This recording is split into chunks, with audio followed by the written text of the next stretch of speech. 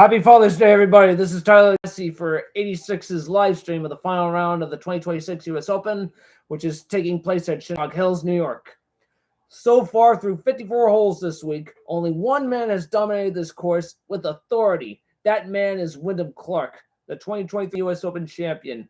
He set the record for lowest aggregate score as well as lowest score to par at Shinnecock Hills during a U.S. Open through 36 holes this weekend, going 7 strokes under par for an aggregate score of 133.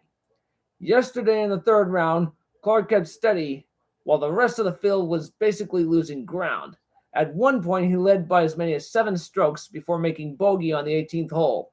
Wyndham Clark enters the final round at 7 under par, 6 strokes ahead of 4 golfers: Tom Kim, Sahith Theegala, Sam Stevens, and Scottie Scheffler, who was a part of the final pairing with the leader. The focus should be on 2 golfers today. Scottie Scheffler, who will look to be the 7th golfer to accomplish a career Grand Slam by overcoming a 6-shot deficit to win his first U.S. Open, and Wyndham Clark, who will look to add a second U.S. Open title to his list of laurels and join 23 golfers who have won multiple U.S. Opens all time and 4 golfers who have done so this century, one of whom being Retief Goosen, who won his second U.S. Open at Shinnecock in 2004. Now let's check the final round leaderboard as we speak. And right now, Wyndham Clark is currently in the lead at 6 under par. He has a 4-shot lead now, with Sam Burns all of a sudden alone at second at 2 under par. He's already on the 5th hole, which is a par 5.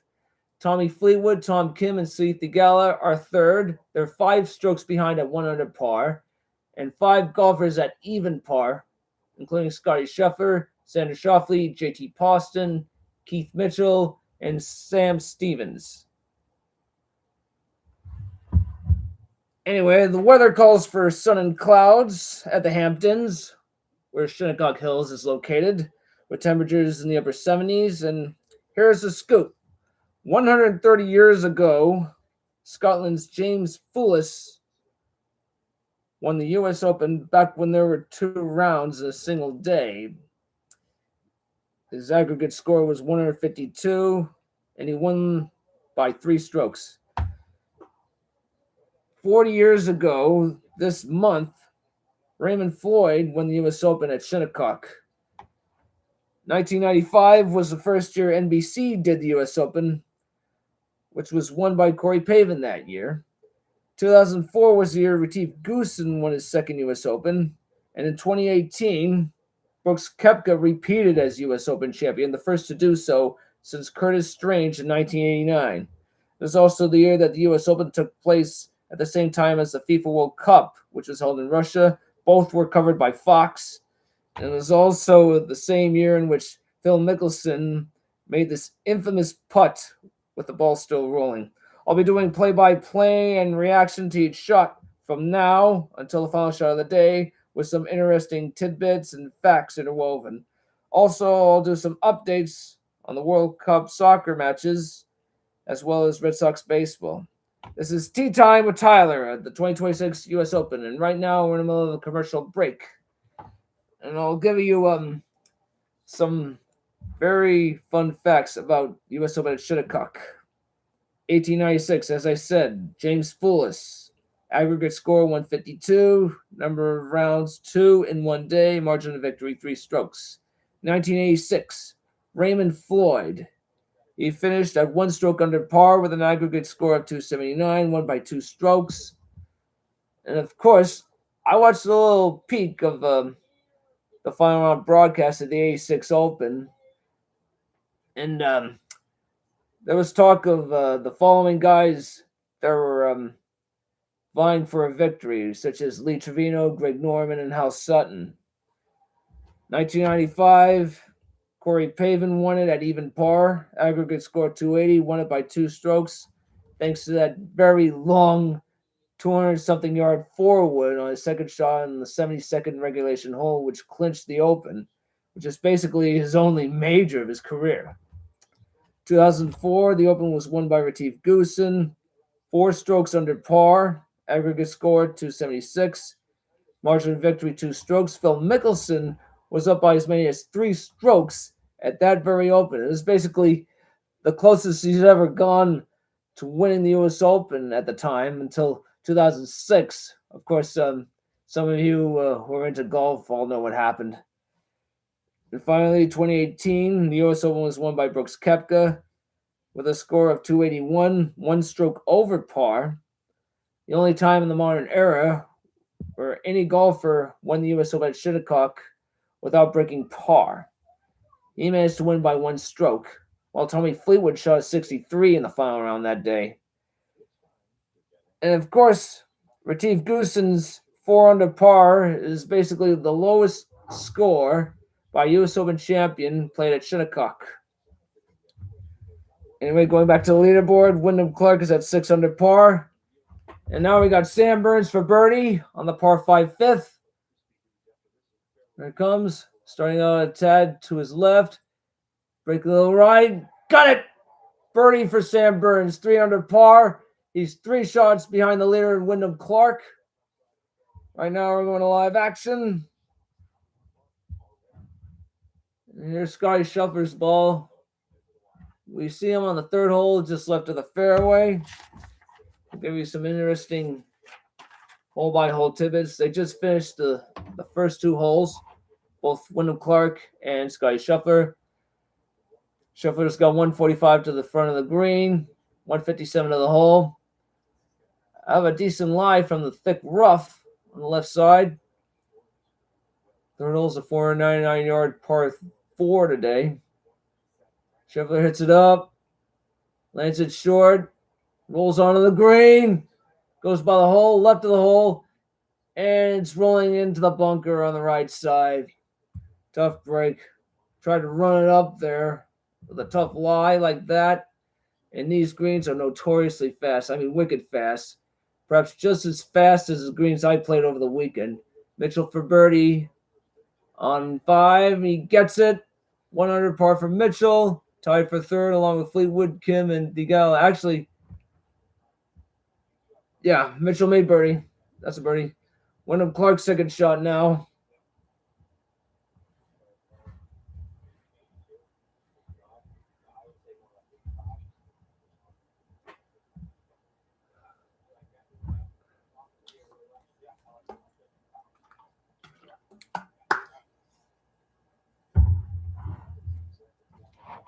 The 3rd hole at Shinnecock is a straightaway fairway with a slight angle, tilted green. Clark's got 105 yards to the hole.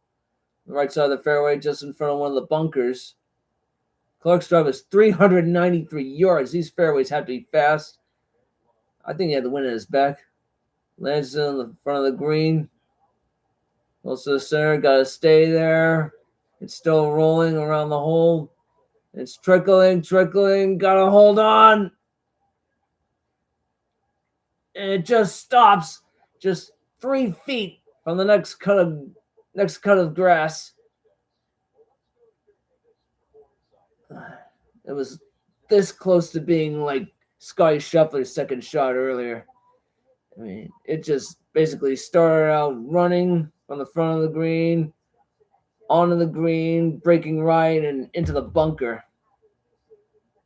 Very tough break for Scheffler. He's got a tough 3rd shot out of the sand. Wyndham Clark is putting for birdie, by the way. And right now, the Belgium-Iran World Cup match is underway right now. 8 minutes in, no score.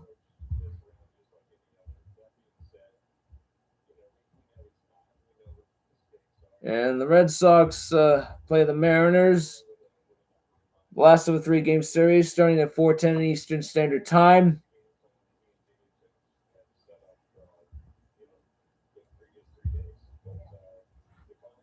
I mean, live leaderboard now. Wyndham Clark 6 under, Sam Burns 3 under, and Tommy Fleetwood, Keith Mitchell, Seth Theegala, and Tom Kim 1 under right now. The following are at even par: Morikawa, Schauffele, Stevens, and Scheffler. Anyway, the hole before that on the 2nd hole, Wyndham Clark made bogey.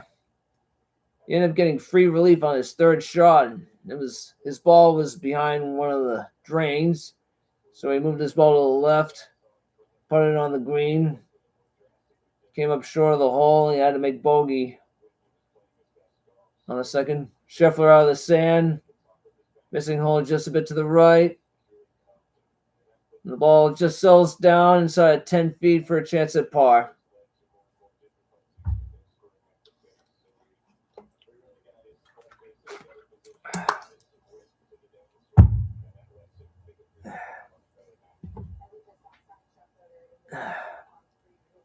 Just so you know, I did plenty of golfing last few days, starting at Vesper Country Club in the first round of the Lowell City Men's Golf Tournament, my fourth appearance ever.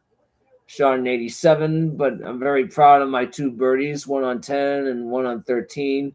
Those greens were pretty fast. The second round, I played at Mount Pleasant. While that happened, I ended up getting tough break after tough break after tough break before that second round at Mount Pleasant last Friday. 10 minutes before my scheduled tee time, I was trying to pick a golf ball out of the hole at the practice green. And the practice green had all those little flags, those tiny little flag sticks. Flags that were thick and had 2 points. I was trying to get a golf ball out of the hole. A gust of wind was whipping the flag and it poked me in the eye like that. Hurt like heck. It was the worst pain I ever had to deal with, especially on a golf course. I played 18 holes, almost blind, couldn't even see anything. I struggled mightily, but I managed to finish the 18 holes, and I couldn't play the third and final round the next day at Longmeadow. Anyway, here's Wyndham Clark. Chance for birdie to get to 7 under par. Starting out right. Breaks to the left. Good speed, though. He'll save par. Scheffler's going to have a significantly tougher shot at par. Meanwhile, there's Stigala at 4, 193 to the hole. Is that 1 under par? Oh, my goodness. Stigala lost his grip after hitting the golf ball out of the thick rough. Oh, my goodness. That was very ugly. I hope nobody got hurt. Oh, he got his club back, of course. My gosh, this rough is horrendously thick. Looking at the replay now. Oh, he lost his grip. Oh, the camera's focused on the club. Oh, man, went over the line of patrons. Oh, I think he chunked the ball. That rough was thick. Not a live action Morikawa for birdie on 7. He's at 1 over par, 7 off the lead.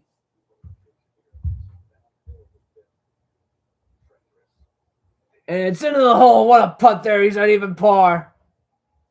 Big break for him. Shuffling off for par. It's in. Barely rolls in. A very slippery green it is. But started out left and broke right. He got the roll. He's still at even par. Head to the 4th hole at about 6 shots back. Oh, man, that rolled in from the left side. Look at the replay right now. Scheffler began this round with a bogey on the first hole. There, JT posted for par on 10, a wicked long par. 20, 25 footer. But starting out left, it stays left. With greens like that, you got to treat 20 footers like 10 footers. Or 10 footers like 5 footers, just like I did at Vesper and Mount Pleasant. These greens were wicked fast. They're like iron plates. Tom Kim now from out of the sand at 4. Left of the green. Gets it out. Ball trickles. Is going to settle some 15 feet from the hole. Chance to save par. And there's Tommy Fleetwood for birdie on 6. About 30 feet. Meandering. Missing right.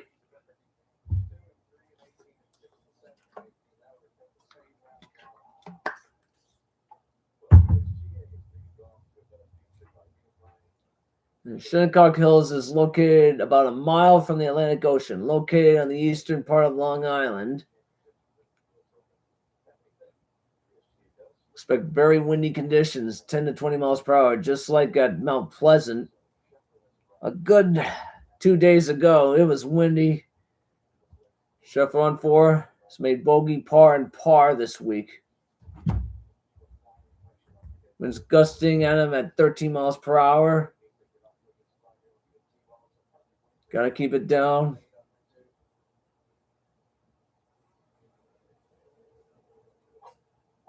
Scheffler's tee shot starts out left. Well hit. It's down the center, left center of the fairway. Very nice hit. Trying to play his patented tee shot from out of his shoes. That's what makes him so special. There's a reason why he wins. He is so unique in the way he swings the club. And I wish I could show it to you, but I'm chest up, by the way. There's Wyndham Clark off the tee at 4.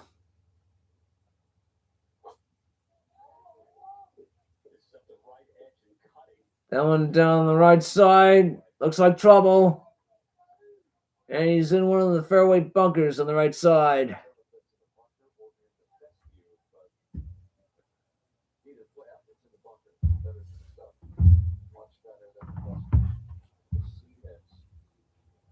Now Tom Kim on 4 for par.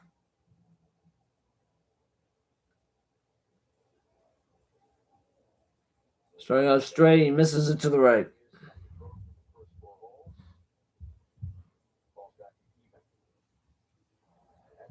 There's Sam Burns, 177 yards to the hole on 6, the par 4.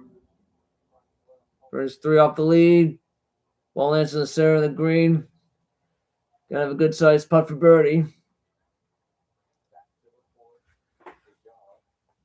So Thigala now for bogey on 4. He's gonna lose a shot at least. And the putt breaks to the right at the end. He's gonna drop 2 shots, go to 1 over par.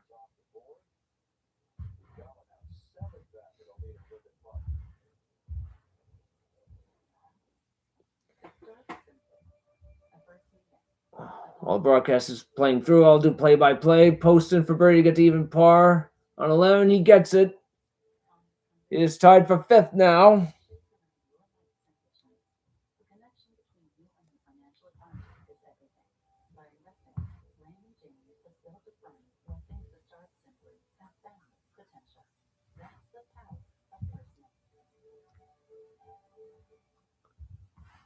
I got somebody shooting from out of the sand at 8. It's Morikawa. 3rd shot. Good swing out of there. That ball's going to sail inside of 10 feet.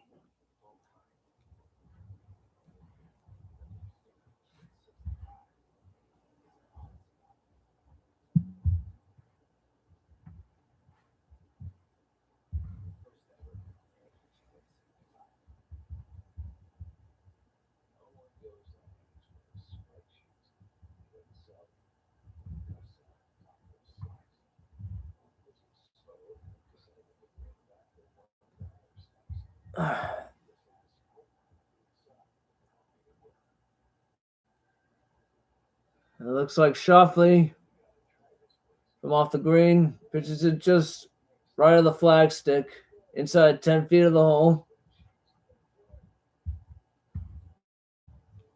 Still no score between Belgium and Iran in the 19th minute.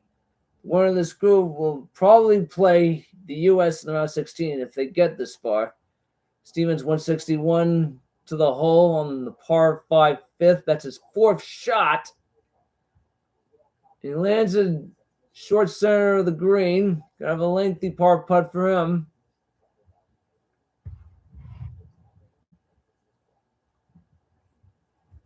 Now going to live action as they get out of picture-in-picture. Sam Burns for birdie to get to 4 under par. That would be big. Maybe not big, but significant. He starts out right. Pretty lengthy putt. Starting out right. It's got to break to the left. It's breaking left. And just short of the hole by a few inches. That's going to be an easy tap-in par for him. Oh, I'm coming in clear. Hello.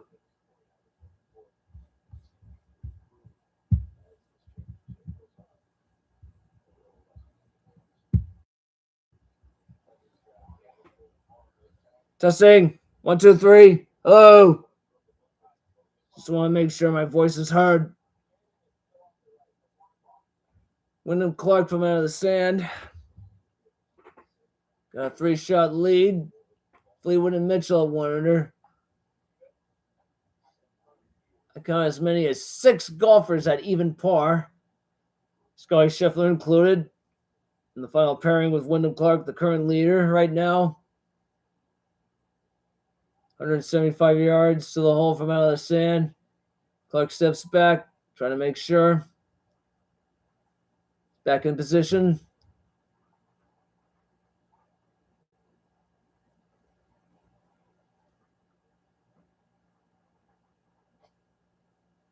Gets it up, but he doesn't seem pleased with that shot. I think he hit it heavy. And yes, he did. Just right along the line of fans to the right of the green. Oh, my goodness. It got away. I think it hit a cart path. There are people rushing over to his ball. Ugh. I tell you what, Shinnecock is showing no mercy early and often. Ugh. Looked like he struck that ball pretty good. He just pushed it, I think. I think he just pushed it out of the sand. Gonna have a tough out. 4th hole is a dogleg right, bunkers right, cup green. Measured around 475 yards, according to the Golf Digest post. Scheffler from the middle of the fairway, 162 yards to the hole. Second shot. 4th hole measuring at 473 yards today.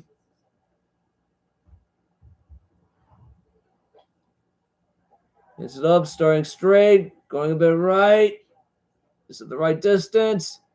Lands in the front of the green, and it's going to stay there. He's going to be putting for birdie. Wyndham Clark is in danger of losing his 3-shot lead. Keith Mitchell for birdie on 6 to get to 2 under. Starting out well right, at least 6 feet right. He's got to break a little bit more left. The speed was right. The break was not as much as he thought, obviously. There's more car for par. It's 10 feet, but it's going to be a tricky one. Starting out right, breaks hard to the left on him. He's going to lose a stroke. I was about to say shot. Sorry. Now Schauffele for par on 7, the par 3.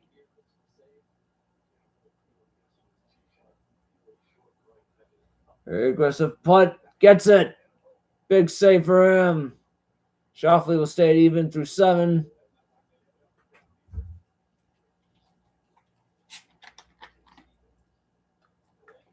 Stevens for par from outside 20 feet, starting on left. And it's going to stay left a little bit short of the hole. Stevens is going to lose the stroke.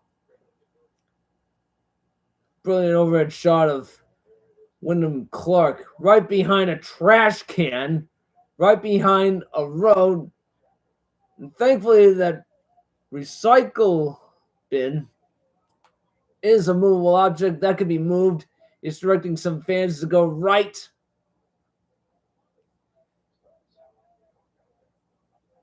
Look at this. Wyndham Clark is right behind the road.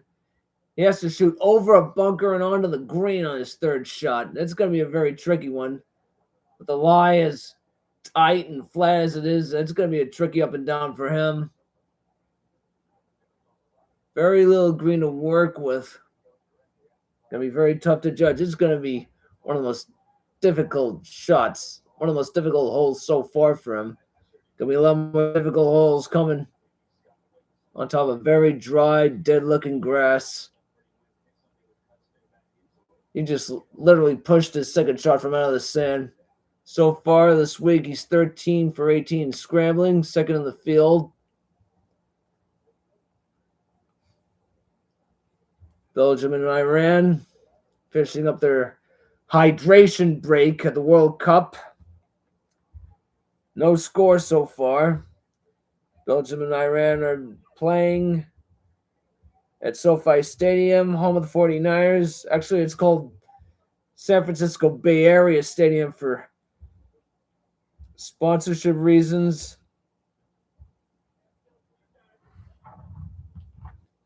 Wyndham Clark about to shoot his third shot.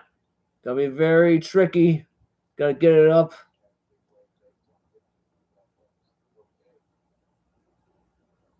Fly's not great, but it's not really that bad. It's still standing up. He's gotta shoot over a bunker with little green to work with. He's just gotta worry about getting it on the green. Mitigate some damage here. Gets it up there. Lands in the center of the green, and it stays there. He needed that backspin more than ever. He's gonna have a putt for par to keep his lead at 3 strokes.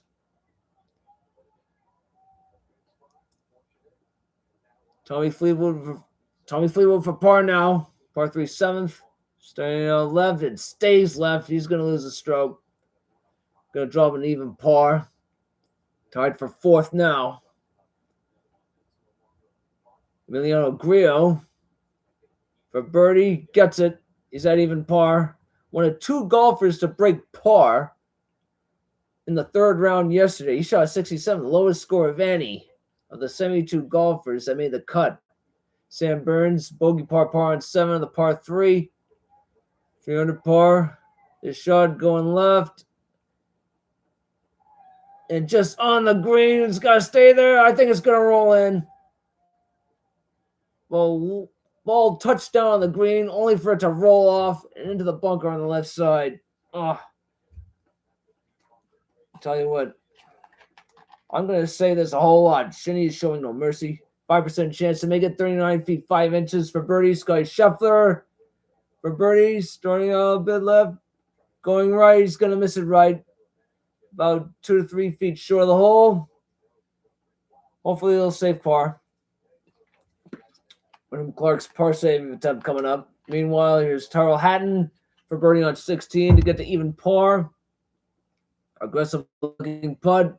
Makes no mistake with that. He's even.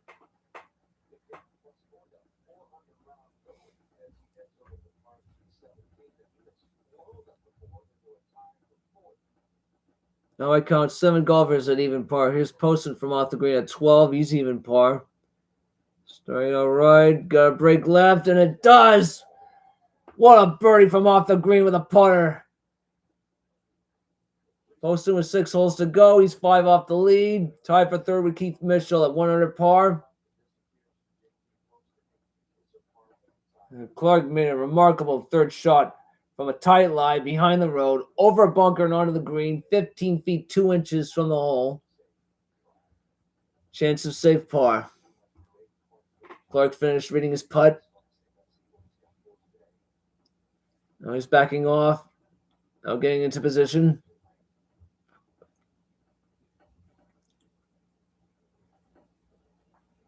Wyndham Clark for par. Now he's going back. I think he got spooked by the gust of wind. I don't know. He really needs to concentrate. That's why he's backing off. He's got to make sure that everything is going according to plan for him. So going to be a very tricky putt, 15 feet.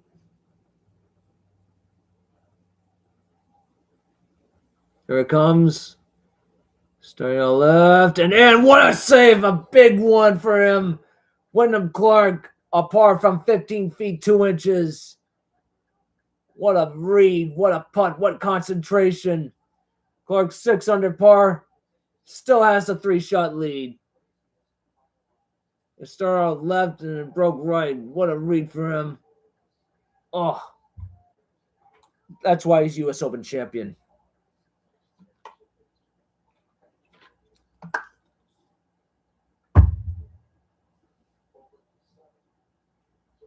On the par 3, 7th hole, measuring 186 yards.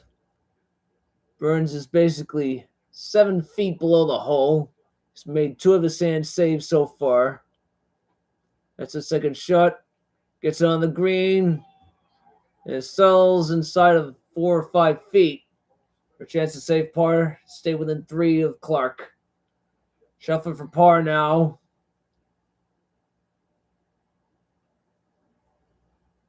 And he holds out that 3-footer. 3 pars in a row for Scheffler. 6 behind the leader, Wyndham Clark.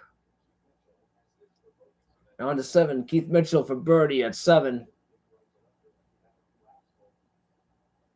Aims it to the right. Got to break left. It's breaking left. And just slipped down on the right side. It just slipped out from the right side. Would have put him at 200 par. It would have been 4 off the lead. Just slipped out. Read very well, right to left.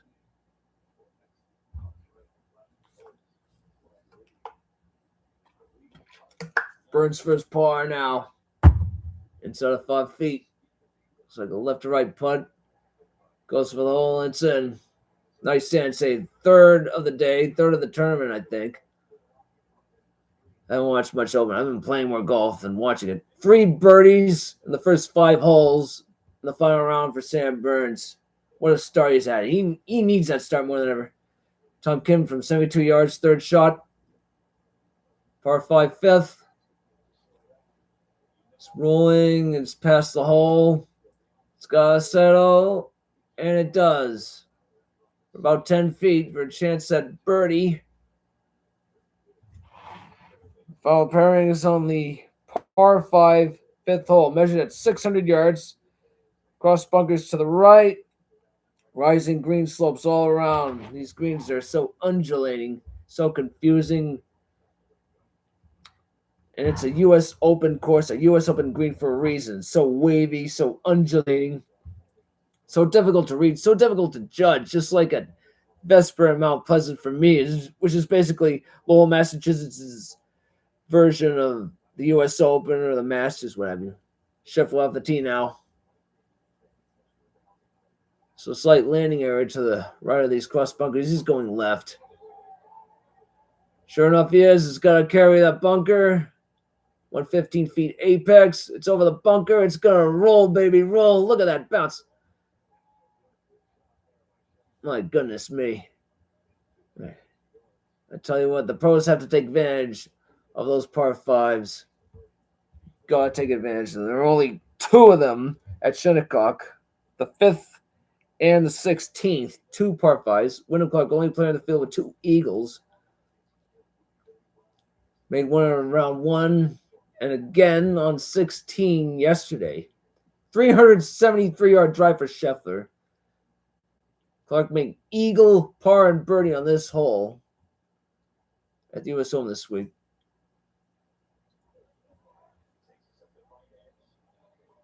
Clark's drive is similar to Scheffler's. A little bit right. And that thing is running. Look at that one. That's at least 350. Maybe 360, maybe 370. Oh, and they're basically like 10 or 20 feet next to each other. Wow. Scheffler's the best in the game right now. He's won 4 majors, but he's done something. But Wyndham Clark has done something that not even Scheffler can do. Win a U.S. Open. Right now, we're going to a commercial break right now. Let's check on some updates here. 33rd minute, check 34th minute at San Francisco. Actually, Santa Clara right now. Still no score, or 0-0 between Belgium and Iran.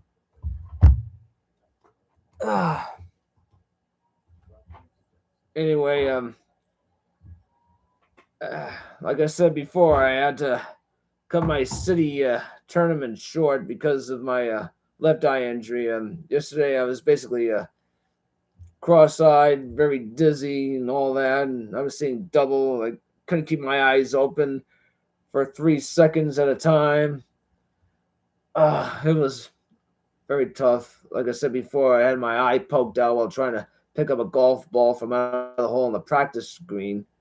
And my eye poked out by one of those little flags here. And of course, I played the second hole literally blind. Like, I couldn't even see. And I was tearing up. I was in pain. And the sun and the wind didn't even help out one bit. It was one of the toughest golf experiences I ever had. It was one of the most fulfilling. My last 3 holes were one of my finest of the year. Even though I didn't play well, even though I wasn't at my best, I'm very proud of the last 3 holes. In the second round on Friday at Mount Pleasant, that downhill par 3 was not easy at all. It made me 120, 140 yards, but it plays a lot shorter, and it's like 40 or 50 feet downhill in the green shape of a bear. The flag was situated to the left of the green, left side of the green, that is. And after a few seconds, after a minute or so, trying to make sure that my eyes were clear enough to see the ball and get myself set, I was able to get the shot off with my approach wedge, the second shortest club I have. And I was able to land on the green within 6 or 7 feet from the hole, where I had a chance at birdie. I aimed it at least 2 feet to the right. It was a slippery downhill putt. I merely had to nudge the ball in order to get it to move. It started out right, broke a good ways to the left, and went in. I was so proud of it. I was like, it was a miracle considering what I had to go through all day with my blindness, my injury, the windy and sunny conditions. And of course, USA played Australia that day, so it made my day worthwhile. USA beat Australia 2-0. I listened to the game on my SiriusXM app on my phone. Make sure no one heard it.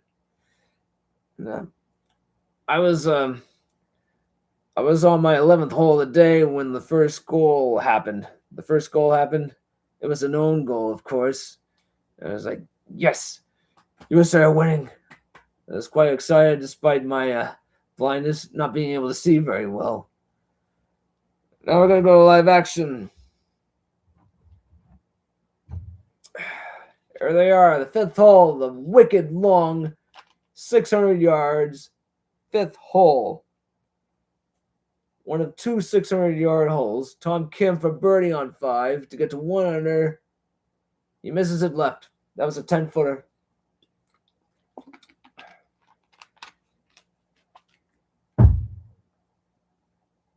Emiliano Grillo now for birdie on 6. Get to 1 under. Starting out right, breaking left. And in. What a read. What a read by the Argentinian. Emiliano Grillo. 1 under par now. Tied for 3rd with Poston and Mitchell. Right now, Wyndham Clark is in the lead at 6 under par. Sam Burns 2nd. 3 shots back at 3 under par. 3-way tie for 1 under par. 5-way tie for even. Scheffler, Schauffele, Fleetwood, Hatton, and Kim. Hatton for par on 17. And it's in the hole. Hatton even par with 1 hole to go in this tournament for him. Will be a strong finish to the live golfer. Now here's Wyndham Clark's 2nd shot. You can bet your bottom dollar that both Clark and Scheffler are going for the green in 2.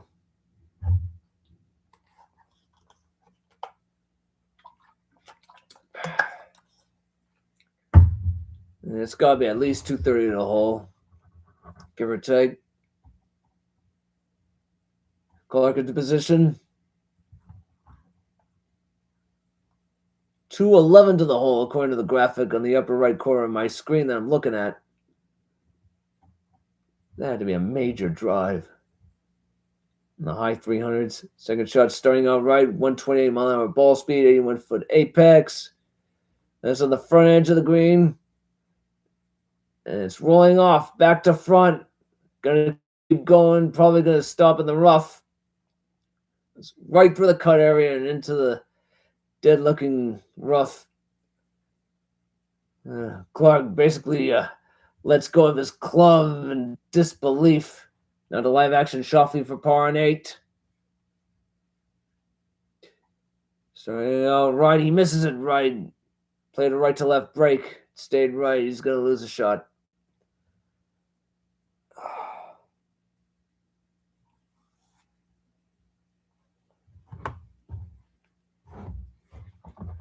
Tell you what, Shinnecock has firm grounds with slopey greens, changes in direction, ocean winds, and thankfully no nasty weather this weekend. It has been sunny, 70s. Unfortunately, the winds are a factor. Every time an open is played at Shinnecock. Scheffler's second shot now. Got to get it up there, and it's got to settle. I mean, he needs to get this one on the green. 207 of the hole for Scheffler. Gets it up there, 118 ball speed. So, there's a mighty bounce just on the front of the green, and it settles. Short mid left of the green, gonna be a lengthy eagle putt for him. More manageable shot than Clark, that's for sure. Sam Burns, 157 to the hole on 8. Second shot, 129 ball speed, 93-foot apex. Lands in the center of the green. Gonna be a very lengthy birdie for him. Gotta be at least 40, maybe 50 feet. They're going pitcher in pitcher.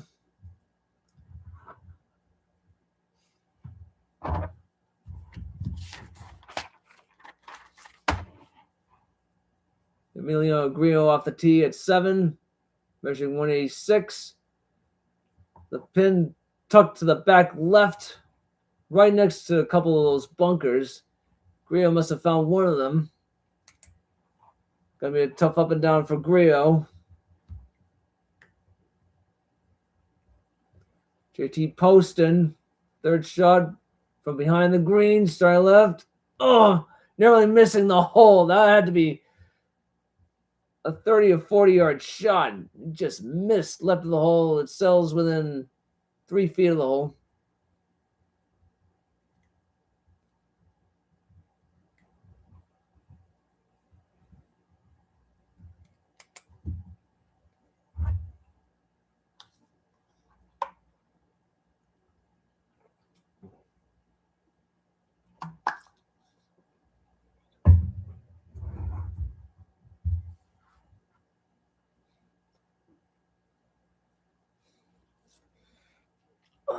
This is a right-handed club, and for the record, I'm left-handed. None of live action here. Tom Kim from 183, second shot, 6 hole, even par 6 off the lead.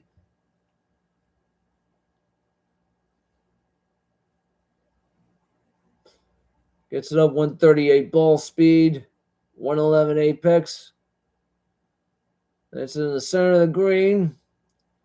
Gonna be a lengthy birdie putt for him, a good 30 feet.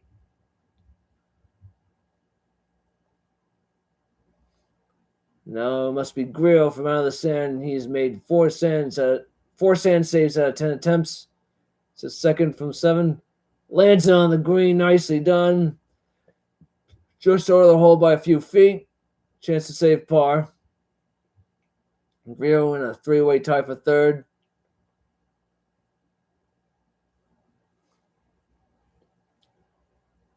Wyndham Clark's going to have a lengthy third shot.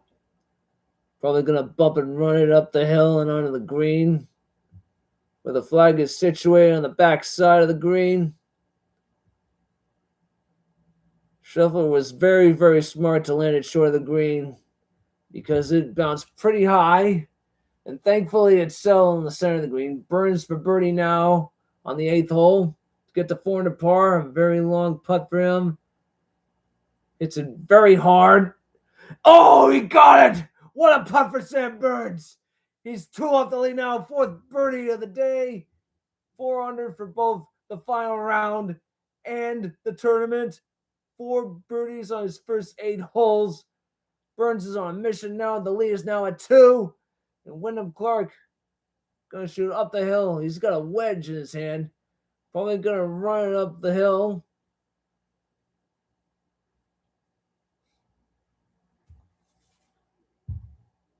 Look at Clark taking his time right now. He's not making mistakes. He's sticking to a game plan. He's worked it to perfection. He's had such a record-breaking 36 holes, followed by a steady 18. Well, Wyndham Clark's lead has shrunken from 7-2, just like that. Gonna look up the largest deficit ever overcome to win the U.S. Open. I remember in 1966, 60 years ago at Olympic, Palmer had a very comfortable lead with 9 holes to go.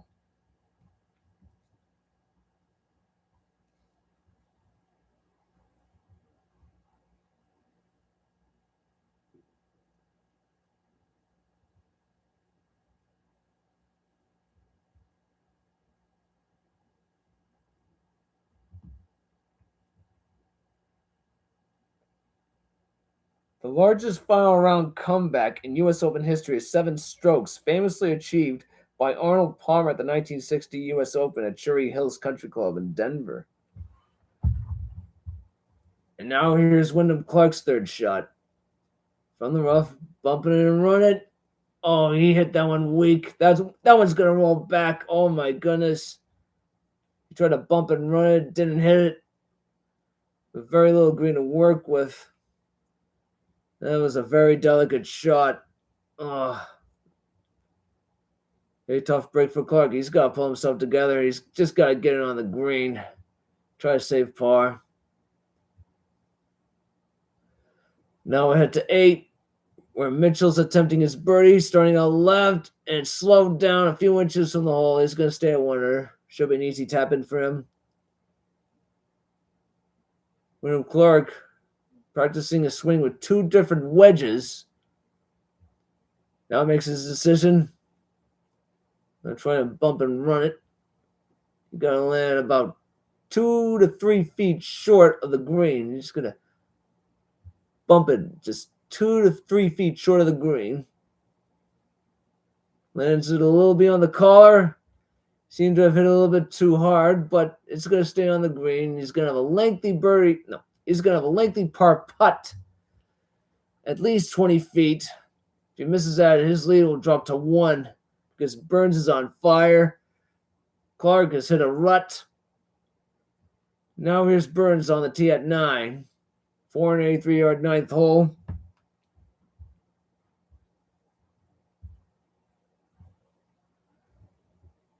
Burns hits his tee shot. Seems to be pleased with that. That one in the middle of the fairway. We'll get to each hole by hole in detail as the U.S. Open progresses. Now Scheffler for eagle. Oh, that would be huge for him.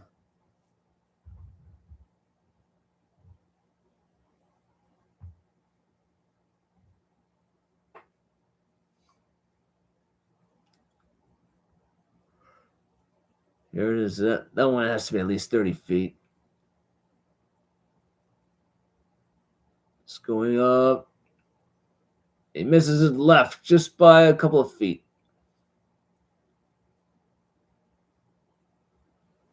It should be an easy tap-in, but there's no such thing as an easy putt on greens like Shinnecock's. There's no such thing as an easy putt at Vesper and Mount Pleasant, the 2 courses I played recently.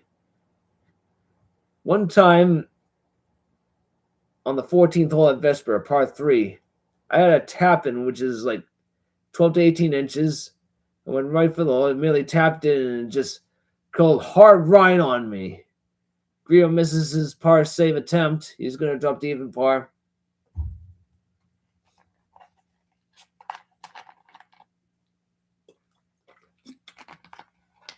Right now, here's Wyndham Clark's attempt at a par save.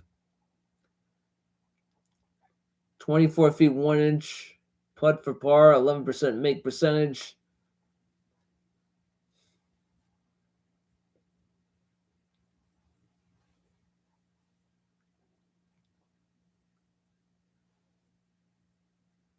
can pull out some magic like he did on 4. Well, here it comes. Starting out left, and it stays left. Hit that one a little bit too firm. Probably going to tap it in for a bogey. He's going to drop another shot.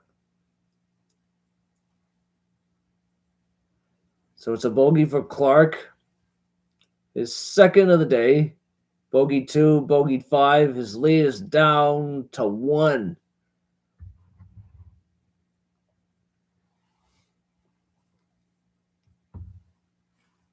I say in order for Clark to win, he has to play steady golf and limit his mistakes.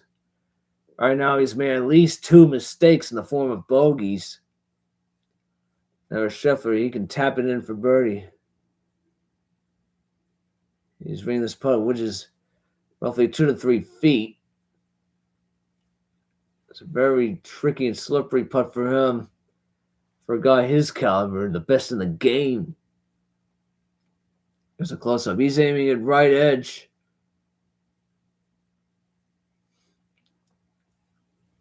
Puts it throwing in. Scheffler at 1 under now. 4 off the lead. A 2-shot swing between Clark and Scheffler. The latter, who is tied with Poston and Mitchell for third. Burns from 185. Second shot, 9th hole. Uphill shot. Lands it just short of the green and rolls back into the rough. Very tough break for Burns. I think he got under it. When we get to a commercial break, I'll explain one of the largest comebacks in U.S. Open history. If I have time, if there's a lull in the action. I tell you what, that birdie putt was excellent by Sam Burns. He made no mistake with that. It was aggressive, went right for the hole. Got the mostly New York crowd on its feet.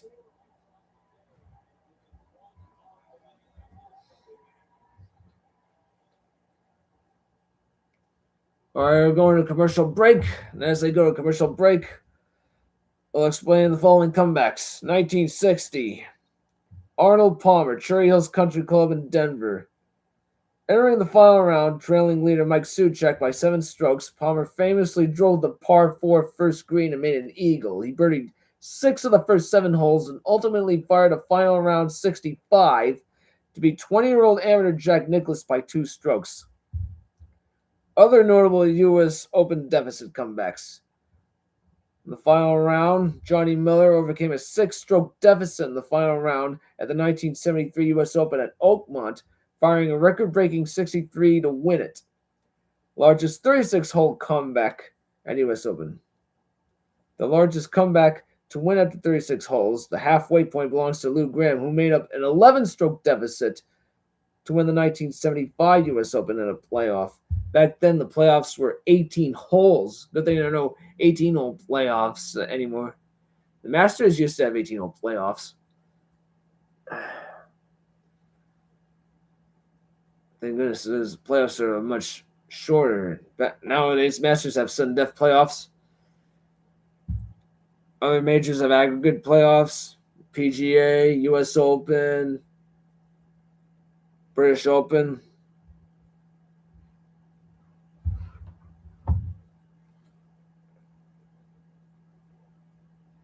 I'm looking up major championship playoffs.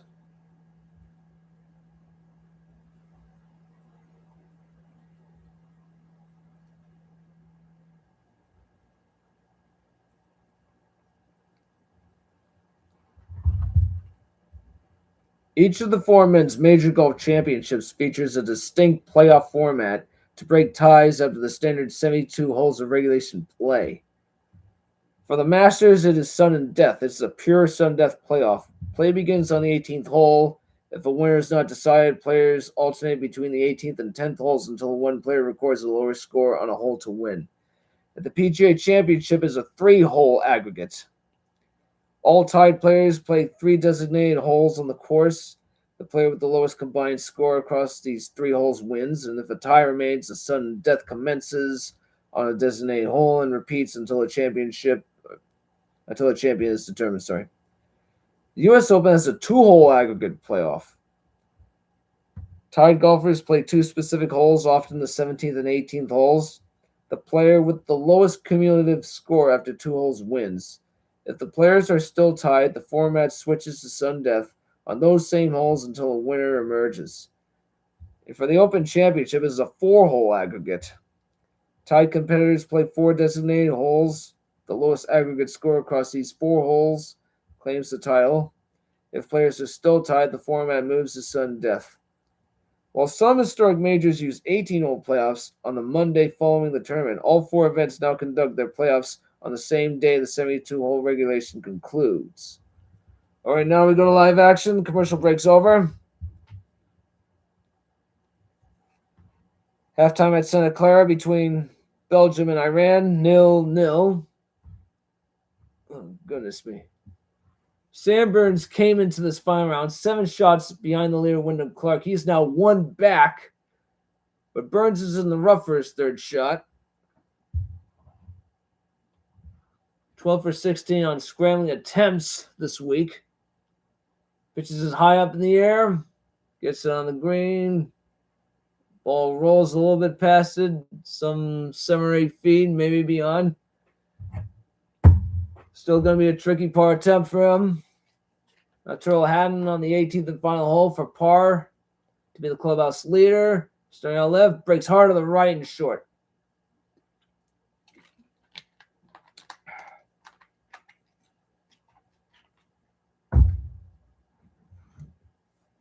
There's Keith Mitchell on 9, which I'll explain in further detail as soon as Clark and Scheffler arrive. Mitchell from off the green, putting for birdie. Gonna go up and down a hill, I think. At least 40 feet from the looks of it. A little bit difficult to tell. Starting out well left of the hole. It's gonna break hard right. Gotta keep going. Just barely missing the hole. About a couple inches left. Should be an easy tap in to save par for Mitchell, who along with Poston and Scheffler are 4 off the lead now. My God, things have changed rather quickly the last hour or so. What was supposed to be a runaway is now a dogfight between Clark, who was on the 6th hole, and Burns, who's on 9. Wyndham Clark is on the 6th hole, place where the 6th hole is basically the only hole where there's a water hazard at Shinnecock. There's waste bunkers on the front and right with water on the right. Green with a major false front and undulations. Clark's 2nd shot is 208 yards from the hole.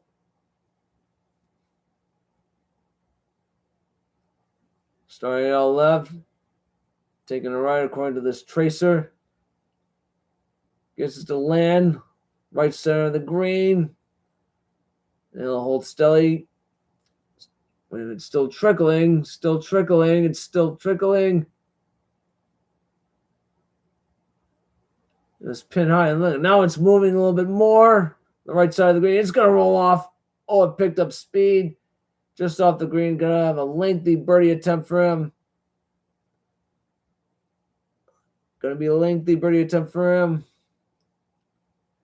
There's Scotty Scheffler, who's now 4 off the lead. He's 196 to the hole. Jealously guarded by the left front bunker.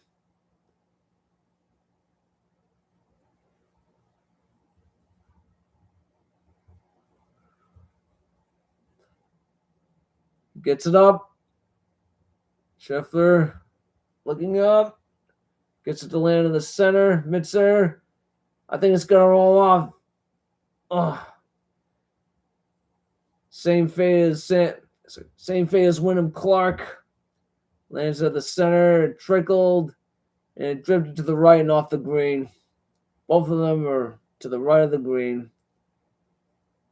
Both will have lengthy birdie putts. Burns for par, just taps it. Comes up short and to the right. He's going to drop a shot, and Clark will have his lead extended to 2 strokes. Burns makes a bogey. He's now at 3 under par, still alone in second. Front 932 for him, 3 under par for both the tournament and the final round. Poston for birdie on 14.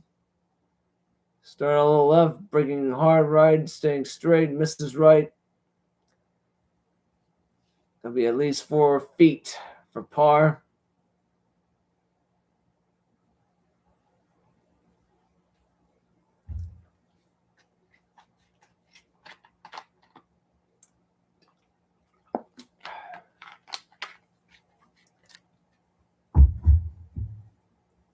It's hard to believe that Shinnecock had to wait 90 years between the first and second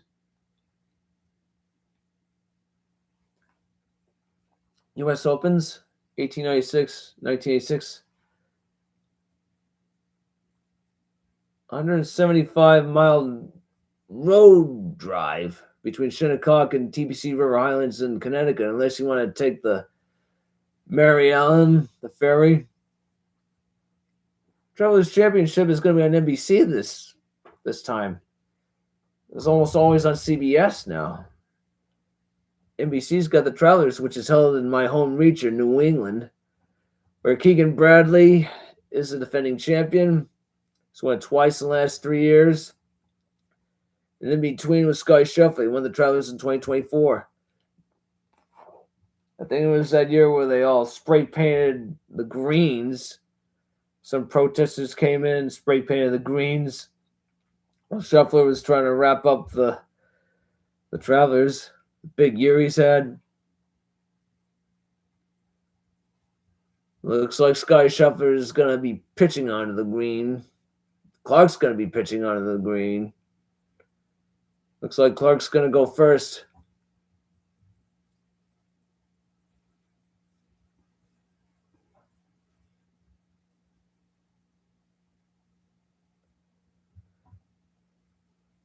Clark 14 for 20 in scrambling attempts. That's in the center of the green. Got to keep rolling. He's going to wind up a good portion short of the hole, at least 10 feet, for a chance to save par. Maintain his 2-shot advantage over Burns. Scheffler will have picked up a thing or two from Wyndham Clark's shot. Posting for par now on 14. Gets it. A little left to right putt. Poston stays at 1 under par. Scheffler now on 6. 10 of 20 scrambling attempts this week.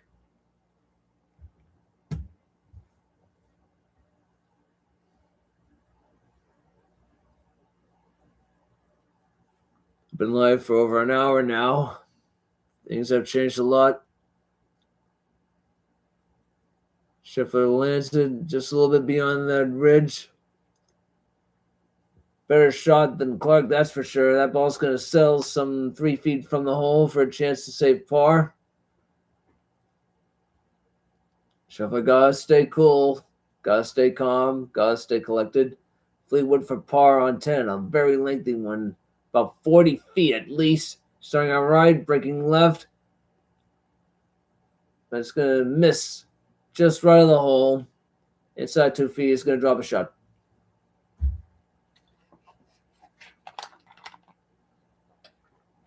Mitchell off the tee at 10. He's made double bogey, par, and bogey on this hole so far this week.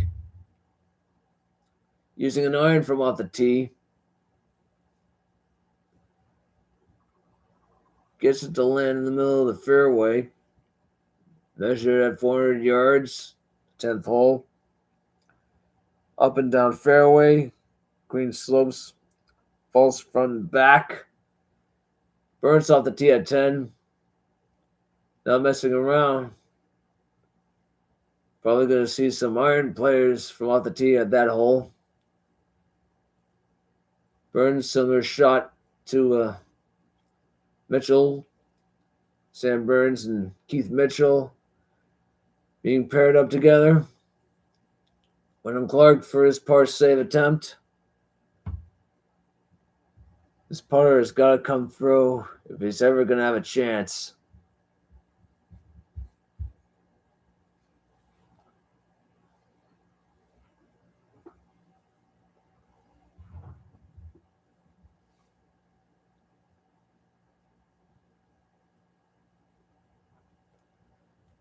Wyndham Clark for par. All right. And then what a save by Clark.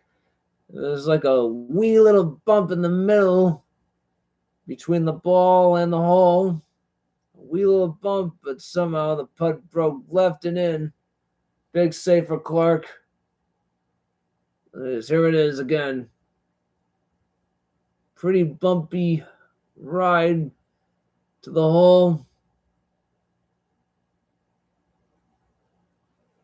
Scheffler will have his turn at par.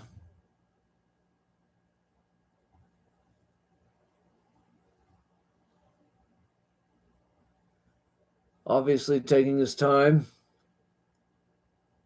Greens like this, can't take chances. Gotta make sure what to do, how to approach each putt.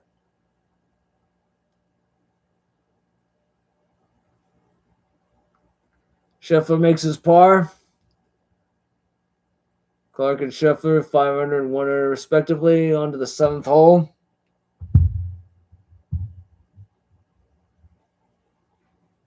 (190 yards, par 3. 2 deep bunkers to the left. Plenty of room back and right of the green.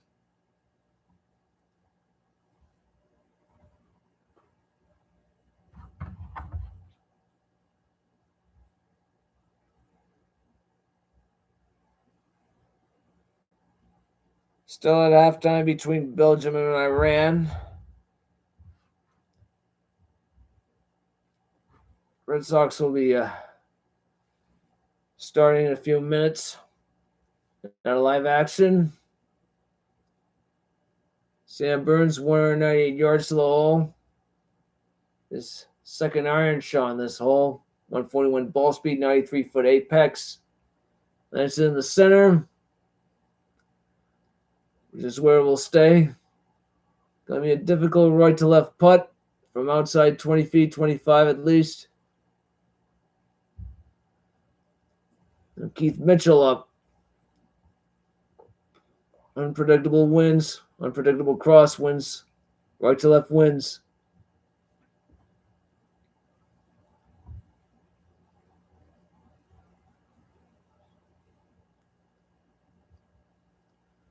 (168 yards to the hole for Mitchell for a second shot.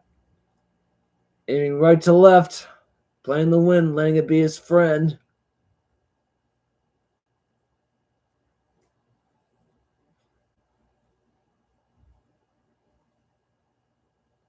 Hits it up and misses it long and left. Rolling deep, deep, deep. That'll be a very lengthy third shot for Mitchell. 60% over 110 feet, 38% under 110 feet. Greens and regulations on the 7th hole.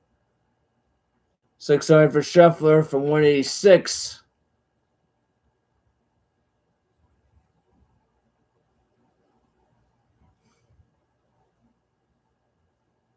Playing a little bit aggressive. Got to get over that bunker. Nope, he's short. And it's in the bunker. Flag playing very difficult. Back left. Could be a nightmare for even the best. Wyndham Clark's turn. These greens are so undulating. You hit too hard, they're going to roll off. Hit too short, you're in the bunker. Almost a no-win situation. You got to be perfect if you're going to play the par on this course. The unfortunate part is that nobody's perfect. That's the beauty of the game. That's the reality of golf. Clark, like Scheffler, using a 6-iron from 186. Very aggressive line. Gotta get there. It's taking a left turn. Oh, he's not gonna like it. Oh, he's in the bunker too. About pin high. Both are gonna have to gut their way through. GUT. They have to gut their way through, and thankfully we have a commercial break. I'll take one too. I'll be right back.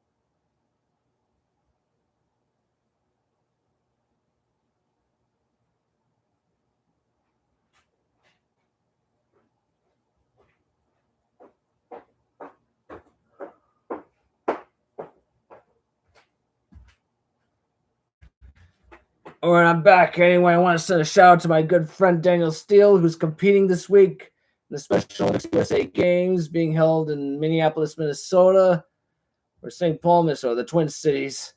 They're like two Bostons, of course. Anyway, I want to send a shout out to Daniel Steele competing in golf at the USA Games over there this week. I wish him the best of luck. And of course, Andrew Roberts, who's covering it, the Flutie Fellow, recent graduate from Ithaca College with a degree in sports media. I'm very proud of you. And of course, I'm wearing this particular shirt from one of the USA Games that I took part in 4 years ago for Massachusetts. 4 years ago was held in Orlando. Matt Glumack and I were neck and neck from beginning to end. It's just too bad Matt Glumack and I cannot rekindle our fire from 4 years ago in Orlando. I mean, don't ask me, ask Special Olympics. They're picking the teams. It's not really up to me. What am I going to do? I'm sorry, Matt Glumack, but oh man, hopefully we can get together next year. We can have a very special duel between you and I. I'm going to let my buddies from Stars to the Spectrum Golf know that I'm live.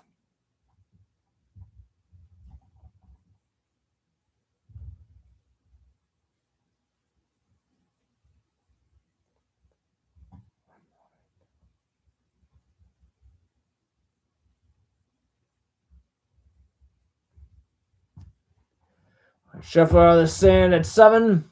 5 for 10 on sand. Saves this week. All he has to do is flop it up and over and on the green. Up, over. Oh, goodness, he's on the green, but it's not going to stay. Oh, what a tough break for Scheffler. Oh, just went around Wyndham Clark's ball. He's probably going to have to go again.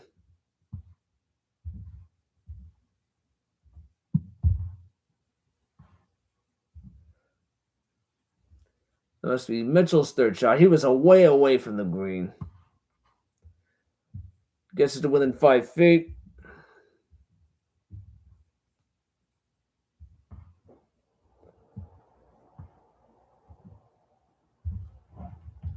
In a live action, Wyndham Clark from out of the sand. Been my good friend Daniel Steele over a year ago during the Arnold Palmer in Orlando, where Daniel Steele lives. Scheffler again. This time, he still gets it to stay on the green. He's going to be putting for bogey. Scheffler and Clark are wearing similar shirts with different pants. Scheffler wearing blue pants. Can be golf ball size hail in Minnesota, where the games are being held, the USA Games. Burns for birdie. He's at 3 under. He misses it to the right. Hopefully it'll tap in for par. That wind deviation, 10 yards in, 10 yards left. In calm conditions, that ball will be on the center of the green, but as it is, his shot wound up in the bunker. Wyndham Clark hit a very good shot, exactly the way he was supposed to. At least that would be perfect in normal conditions. As it is, he's in the bunker. Mitchell for par on 10 now. He misses it to the left. He's going to drop a shot at least.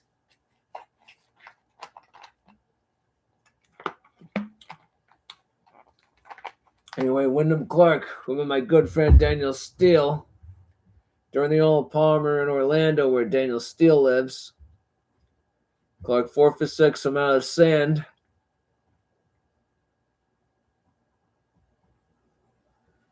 Maybe a tricky little shot. Gets it to land. The ball sells just 4 or 5 feet right of the hole. Very tricky shot. Not much green to work with. Burns with a gap wedge on 11. Shortest hole on the course, 153 yards. It's also the shortest par 5 of the course. Jokingly, I might add. Tom Kim for birdie now. He's at even par. What a read that is. Right to left putt for birdie. His first since the third hole. Kim's at 1 under. 4 off the lead. Looks like we're going to have a special guest. Poston, second shot on 15. He's at 1 under. Running out of holes. Gets it to land on the green. Rolls back. And it stops within 3 or 4 feet of the hole. Happy Father's Day, Dad. Thank you, bro. Look who's in. My dad, Ronald Lagasse. Scheffler for bogey. Aims it right. Breaking left. What a putt. What a read there. Scheffler may have lost a shot, but he needed that putt.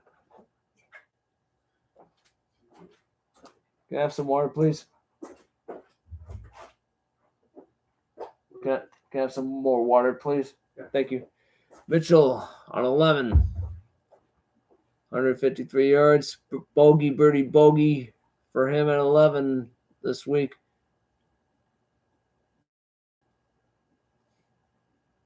It's up. That's on the front portion of the green. Stops inside of 10 feet for a chance at birdie.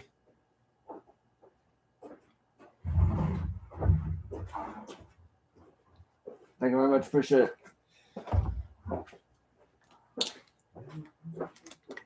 Wyndham Clark for par.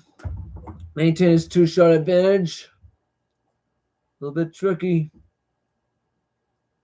Taps it. Oh, he misses it to the right. Got the same distance for bogey as he did for par. Costly miss for him. Oh. I tell you what, these greens are slippery. They're slick. They're unpredictable. Not only you have to deal with fast greens, you have to deal with windy conditions.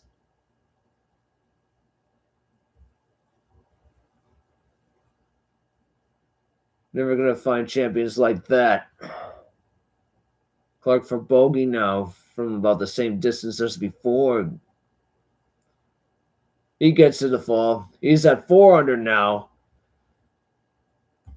Wyndham Clark has made 3 bogeys so far in the front 9. 3 bogeys, 1 on 2, 1 on 5, 1 on 7.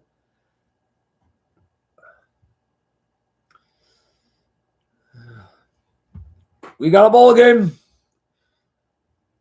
Not a fantastic showing for Clark so far, but we got an interesting ball game here. Poston for birdie. This will put him at 2 under par. Get to within 2 of the lead now.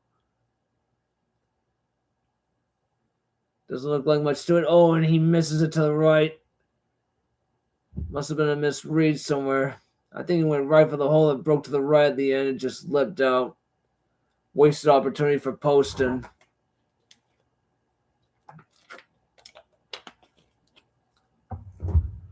Now on to the 11th hole.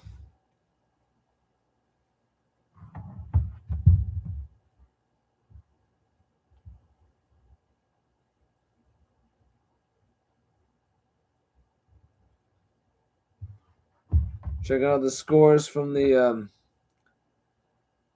FIFA World Cup match. Posting for par now. He makes it. He's still at 1 under. Still 0-0 between Belgium and Iran in the 54th minute.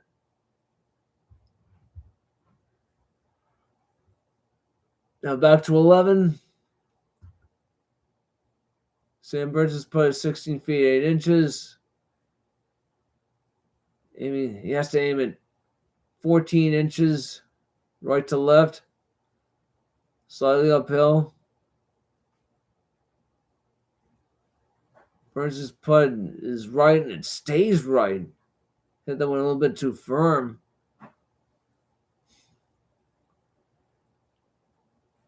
That would have tied for the lead. Instead, Burns makes par. He's still 1 off the lead. Clark off the tee at 8. 445 yards.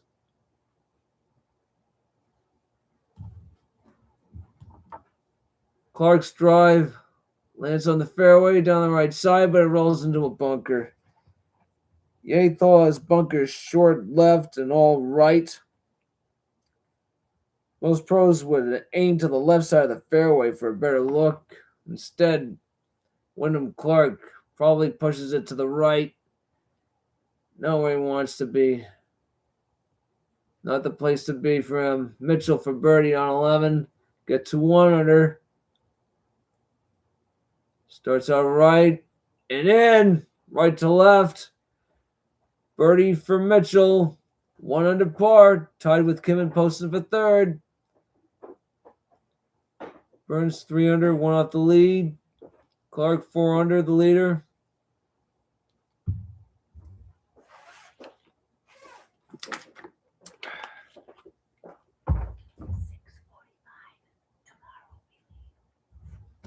All right.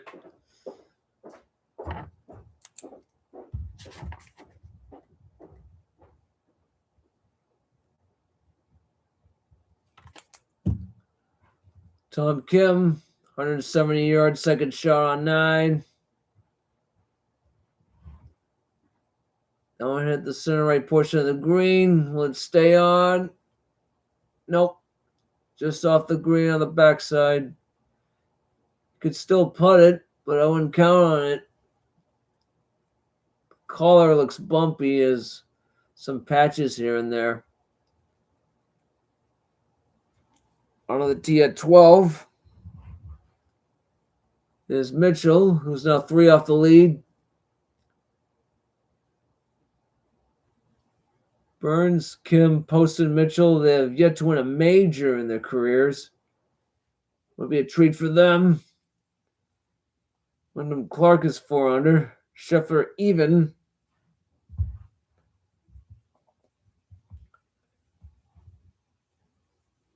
Red Sox Mariners game are underway. They're already in the bottom of the first.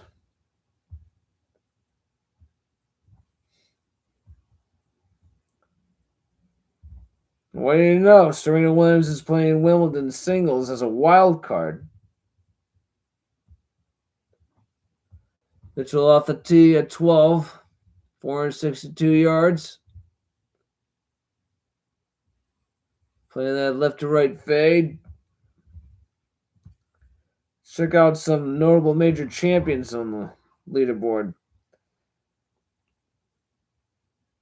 Right now, there are 5 golfers under par so far. The only one that has actually won a major is Wyndham Clark. He's in the lead at 4 under. Scheffler's even. Gary Woodland is at +1. Colin Morikawa, Tommy Fleetwood, Xander Schauffele, they're at 1 over. Justin Rose, 2 over. Justin Thomas, Aaron Rai, the recent PGA champion, they're both 3 over. As is Matthew Fitzpatrick, the 22 Open winner. Burns finds the rough from off the tee at 12. Scheffler 154 yards to the hole in a second shot on 8. God, it'd be so fun if he makes a move starting right now. Gets it up, starting left, drifting right. Oh, I'm gonna hang on. Just on the green. He's gonna be putting for birdie anyway. Keegan Bradley's at +5. Dustin Johnson was in contention early on in this Open. He's at +6. Rory McIlroy is +6. Brian Harman +6. Cameron Young, this year's Players Champion, is +8. Jordan Spieth +10. Last week's Canadian Open winner Bud Cauley's +10. Hideki Matsuyama is +14, and that's it. Now we get to live action. Wyndham Clark from out of the fairway bunker, 154 yards to the hole.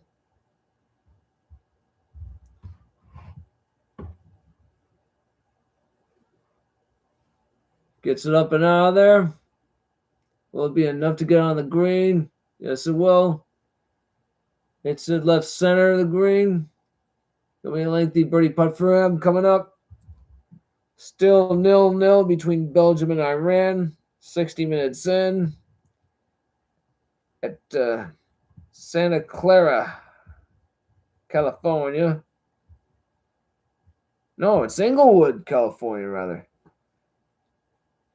Game being played in Los Angeles. I thought they were playing in San Francisco. They're playing in Inglewood, California. My mistake. The name of the stadium is SoFi Stadium. They changed it to Los Angeles Stadium for FIFA sponsorship reasons. Right now we're in commercial break. And I'll read an excerpt from this latest issue of Golf Magazine. That clubhouse at Shinnecock, broadly similar to Muirfields in Scotland, sits on top of Shinnecock's highest hill. For visitors and members, for motorists driving by, the clubhouse is a beacon, a weathered landmark of the American game, with its sturdy white column around its perimeter and century flagpoles on its east and west side. The Shinnecock Clubhouse makes a proud "Here We Stand" statement. But let's consider another orientation here, an unlikely one, from the back tee on the fourth hole. The par 4, measuring at 475 yards, dogleg right, bunkers right, cupped green, in an almost rural nook of the course, deep in its northernmost reach. If you could go high on a cherry picker from that tee and gaze south, you see it all. The pale heaving course, the handsome clubhouse, the east-west tracks of the Long Island Railroad, gas stations and strip malls, modern mansions and old potato fields, ocean beaches, the dark wonder of the Atlantic. Then somewhere beyond the horizon and in your drifting mind, the old country itself, birthplace of all this imported madcap gorgeousness. At Shinnecock, nothing was lost in transit. She's got those potato chip fairways, ball-eating shrubs, magic carpet greens, plus at the Open, a drinking vessel trophy waiting for the winner. Enter the golfers from all corners of the world, every last one fueled and encouraged by the vague promise of ecstasy.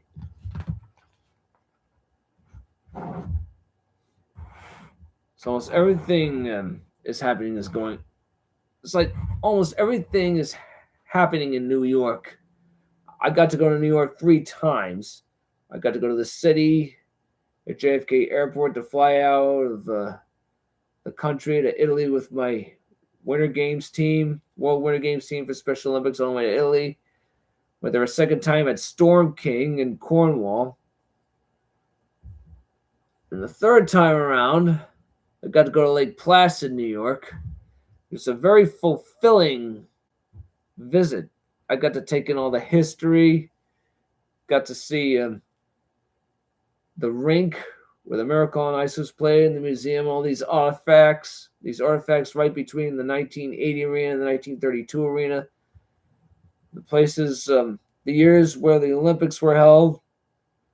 Got to visit there on Thanksgiving weekend, just months before the USA won it all in ice hockey. Meanwhile, here's Wyndham Clark for a long birdie chance. That one's going to miss to the right. He got the speed right. Got the speed okay. It's going to be like 3 to 4 feet away for a chance at par. Burns 147 yards from the hole. Second shot, 12th hole. Ball lands short of the green. And it rolls just right to the collar. Should have a putt for birdie.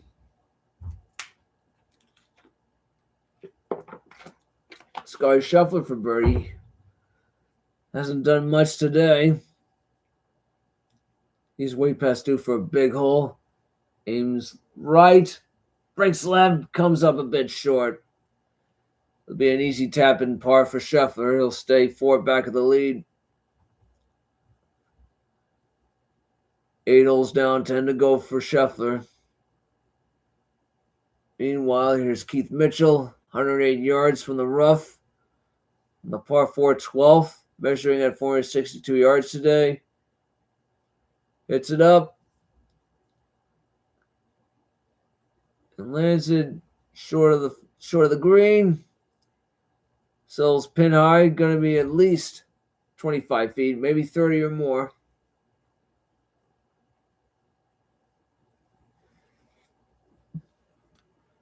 Wyndham Clark for par now. And he makes it. Very important par for him. Because if he misses it, he would no longer have the solo lead. His lead is at 1. Can you imagine the pressure he's in? I mean, you got to stay calm under pressure. You got to stay cool. Tom Kim, 16 to 25 scrambling. He's on 9. Starts out left. Trickling to the right. Still trickling. Still rolling. And it's going to be short by a couple of feet. Inside a couple of feet.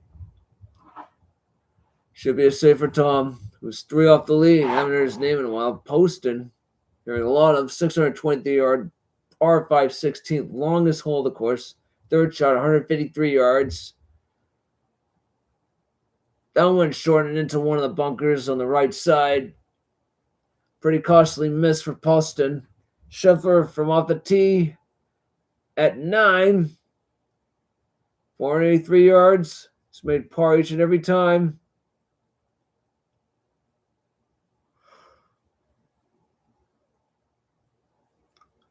Starts down the right side. Really nice drive for him. He makes no mistake with that. The 9th hole is as tough as it is unique. A dogleg left uphill to a green. Burns for the cole lead from off the green. 20-25 feet starting out right. Breaking left. And just a foot short of the hole. That would have tied Clark for the lead at the U.S. Open. Now Clark off the tee at 9. Made par, bogey, and par on this hole this week. Starting out right. Oh, that's a bad miss for him. He sliced it. Lands on the fairway. Onto the first cut of rough. Pretty costly miss for him. Not nearly as straight as Scheffler's drive on the same hole. Tom Kim now for par on 9.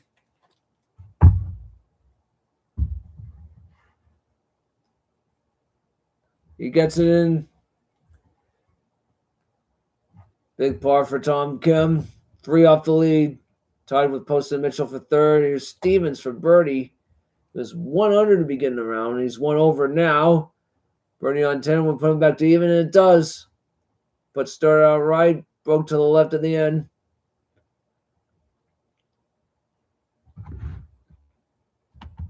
There's Keith Mitchell for birdie. Get to 2 under. Solo 3rd. Aiming left to right. Starting out left.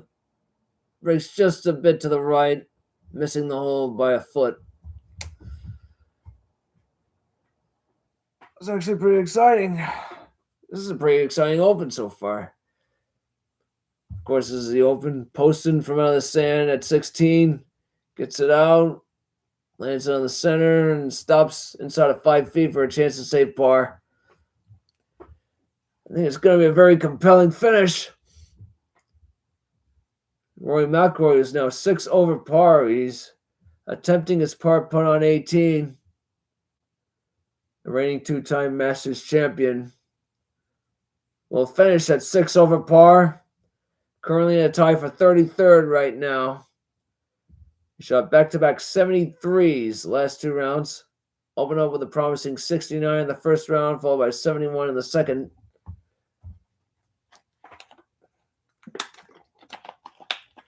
I'll have to wait until next year. It's been 15 years since Rory McIlroy won the U.S. Open. That was at Congressional, one of my favorite courses to play. Been to Congressional 3 times. Looking at the championship recap, Sam Burns, he's having a magnificent, as good a first 9 holes in the final round of U.S. Open as you can get.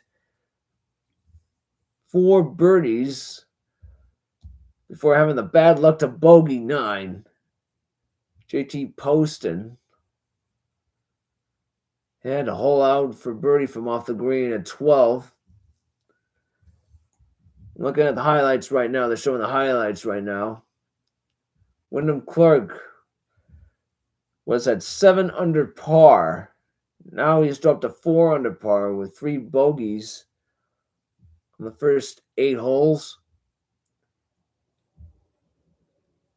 And Burns, as I said before, he's having a mammoth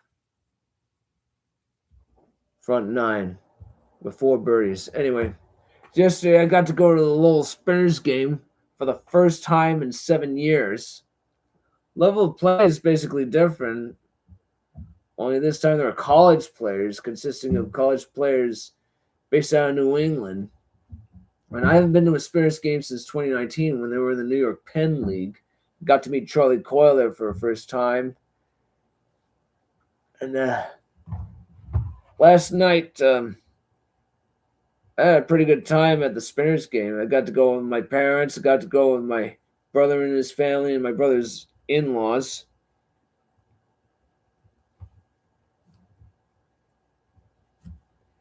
And guess what? My nephew Camden got to meet the Dog Man. Dog Man is very famous at the Lowell Spinners ballpark, Lasher Park, and I'm sorry this picture is not coming in very well.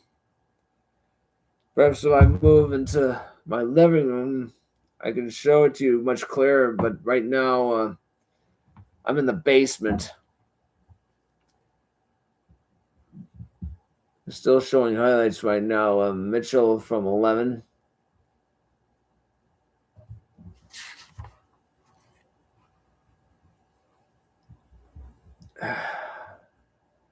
We're going to go to live action any minute now, any moment now. Wyndham Clark, 211, his second shot. 211 yards uphill to the green, a 9 from the rough. That's hit a full swing, gets it up and out of there. Will it reach the green? No. He's going to be in the thick rough, just short of the green. Clark is in trouble right now. Got to get on the green. If not, then he's going to lose the lead.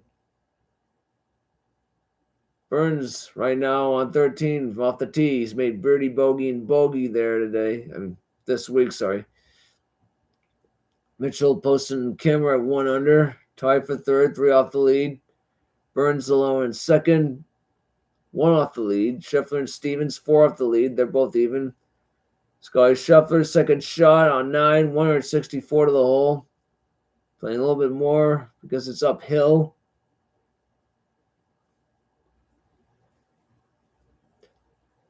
Gets it up, starting right, taking a wild left turn, and gets on the green. He had to have played that right to left shot. He had to play that draw perfectly. He did so. Inside 20 feet, chance at birdie to get to within 3 of the lead, perhaps less. Poston for par on the par 5 16th. He's at 1 under par. Goes for the hole, gets it in. A par for Poston. 2 holes to go. 3 shots behind the leader, Wyndham Clark, who is in the rough just short of the green. on his third shot coming up. Sam Stevens, par 3 11th. He's made birdie bogey this week. Gets it up. Is it on? Yes, right distance. Oh, got it pin high inside of 10 feet. Barely missing the hole. Just barely missing the hole. Really nice shot. Posting on the tee at 17, the last par 3. Measuring at 183 yards. Posting 400 today. Hits it high, starting out left. Bending right. Lands on the center of the green. Took a bad bounce. And it's going to roll off the back. Another tough break. I tell you, these greens are like iron plates. That ball bounced off the green like an iron plate. Now the last pairing between Clark and Scheffler. Scheffler coming into the final round, 6 strokes off the lead. He's now 4 off the lead. Excuse me while I make a little bit of a lighting adjustment.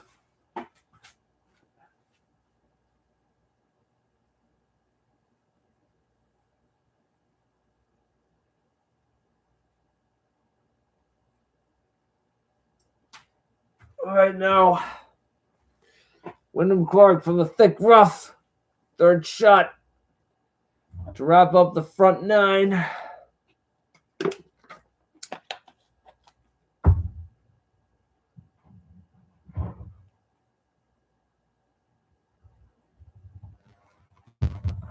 Wyndham Clark 15 for 22 in scrambling attempts. Hits a high. And oh my goodness, that would have been a brilliant birdie. That would have been epic. That would have been legendary. And a high one, landing in the center of the green, starting a right. He tried to will that ball in the hole. A very high flop shot, starting out right. Breaks to the left and just missing it by an inch. Oh. And Clark putting his hands to his hips in disbelief like that. Now we got an update from the FIFA World Cup in Los Angeles. Belgium now down to 10 men. Nathan Goy got a red card in the 66th minute. We're in minute 77. Still 0-0. Burns' second shot on 13. Gets to the land left side of the green. It's going to roll back and probably off.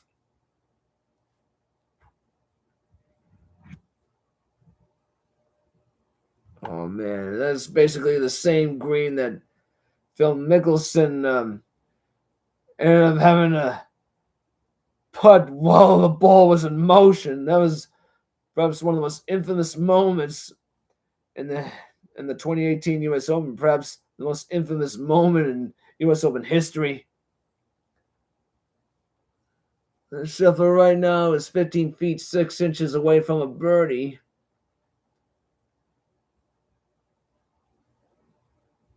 Almost the exact same spot. He's got to figure this out. This is it to get to 1 under. Starting out far left, breaking right. Scheffler doesn't look pleased. He didn't hit it. He is at least a foot and a half short, maybe 2 feet short. Once again, I'll have to settle for par.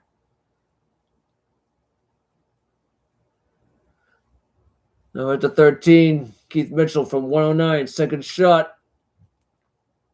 Pretty short par 3. Golfer's not taking any chances. Going with irons as opposed to driver. Mitchell finds the green on the left side. Gonna be a lengthy birdie attempt for him. JT posted on 17 from behind the green. 15 of 25 scrambling attempts. Bluffs it up on the green. Breaks to the right, missing it, but he's got a manageable par save attempt coming up.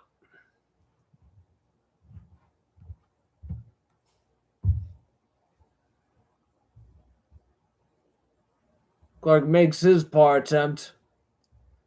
Head to the turn with a one-shot lead. 3 bogeys so far on the front 9. 38 so far on the first 9 holes in this final round of the U.S. Open.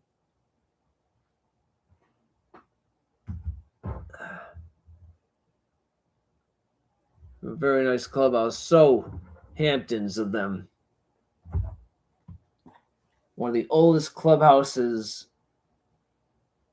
in golf in America right now. JT posting for par. He misses it to the right.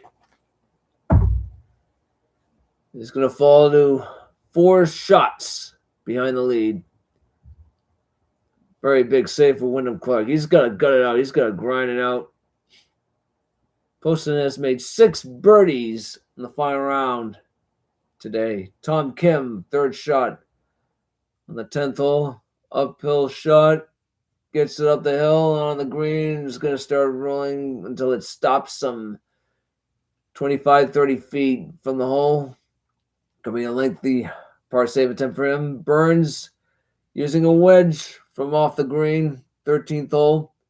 Gets it up, gets it on the green. Starting out left. It's going to stay a few feet left of the hole. Belgium and Iran scoreless still in the 80th minute. Tom Kim for par now. Starting out right. Got to break a little left. Stay to the right of the hole. He's going to drop a shot. Back 9 scoring leaders this week, entering the final round. Wyndham Clark 6 under, Scheffler 5 under. 5 of them tied at 1 under. Looking at this graphic in front of me. And this semi-quincentennial U.S. Open. Scheffler off the tee, using a 3-wood.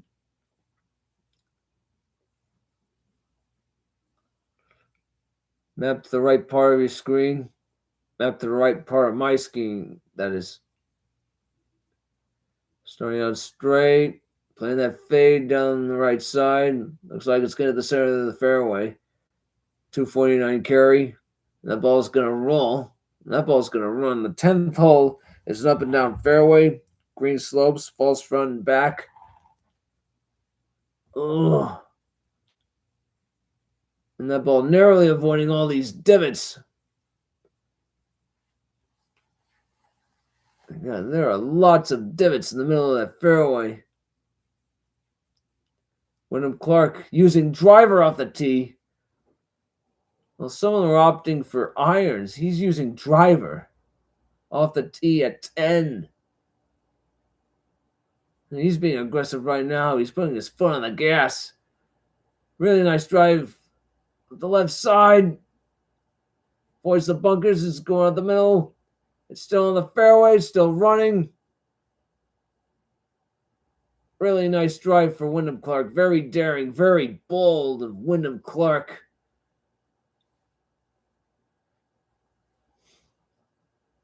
Wyndham Clark looking to win the U.S. Open on both ends of the United States.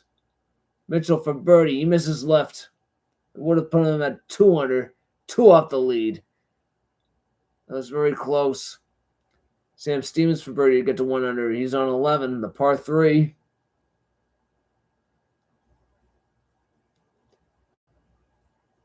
And he comes up short. That was no more than an 8-foot putt. He comes up short. Looked like a right to left break.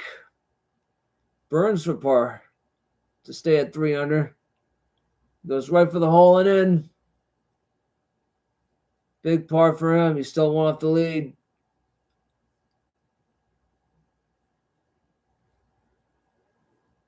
They're going pitcher and pitcher right now. Posting off the tee at 18. He's parred this hole each and every time this week. Using driver off the tee. Drive starts straight as an arrow until it drifts a little bit right. And that one lands on the fairway, but it's going to settle just in the rough, a few inches off the fairway.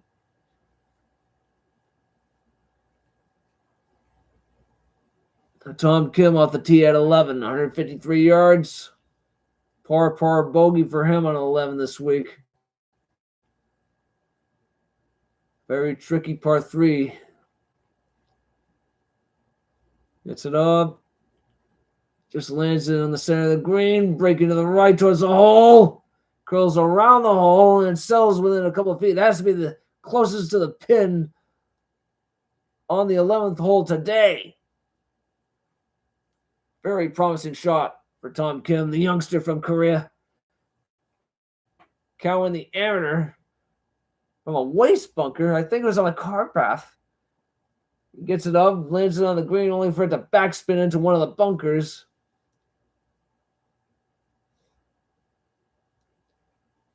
Cowan, that guy, Cowan. He actually had a very good first round. I gotta check it out if I have the time. 1-1 Red Sox and Mariners after 3 innings.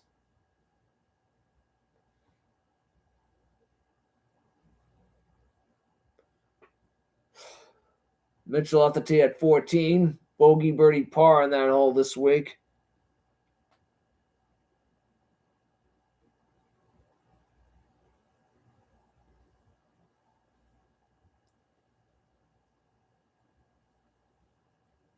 Mitchell's drive is down the middle, around the fairway. Still rolling. That's a very nice drive for him.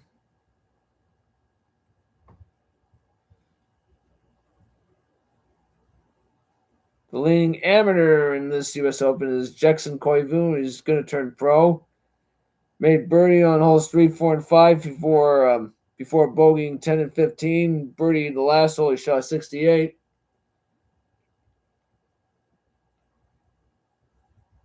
The other amateur is Ryder Cowan. A very good first round. Shot 68. Was in the top 5. Keegan Bradley, my good friend from Hopkinton, Mass. He's at 5 over par. Gary Woodland, my old friend from 2012. He's +1 in the top 10 right now. Scheffler from 100 yards out. His second shot on 10.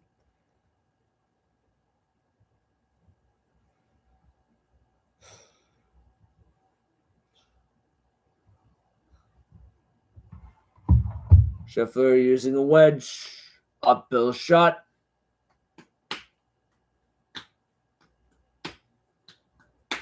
Gets it up. Ball lands past the flag, spinning backwards. Trickling and stopping some 15 feet of the hole for a chance at birdie. If there was a time for Scheffler to start making a move, this would be it. Holes 10 through 12 at Shinnecock have been notoriously tough. Number 10, +36, +0.36 to par, 5th toughest. Number 11, +0.39, 4th toughest. Stevens for par on 12. Just at even par. That is barely going to miss to the right. He's going to drop to 1 over.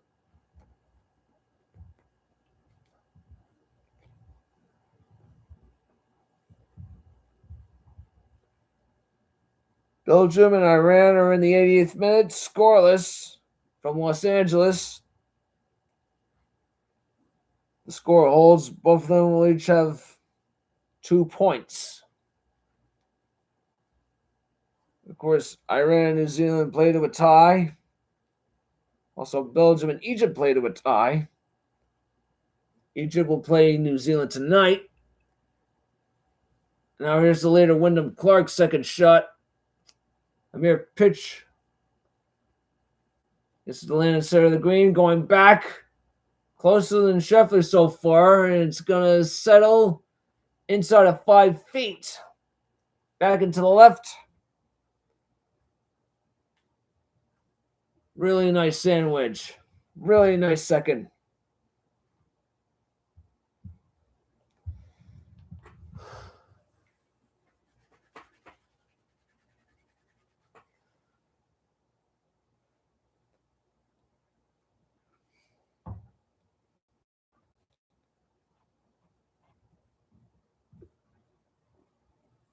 JT Poston, 206 yards, second shot on 18.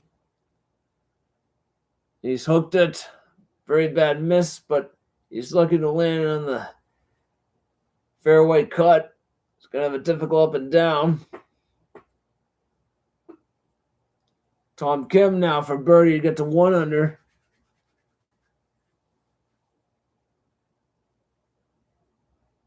Very short putt. That's a mere tap in. And it is good. Tom Kim, 1 under par, tied with Mitchell for third, 3 off the lead. Clark, Burns, Mitchell, Scheffler, and Poston, the 5 Americans in the top 5 of the leaderboard, and the only foreign-born player on this leaderboard that I see is Tom Kim from Korea. A lot of young talent, a lot of talent by this young kid.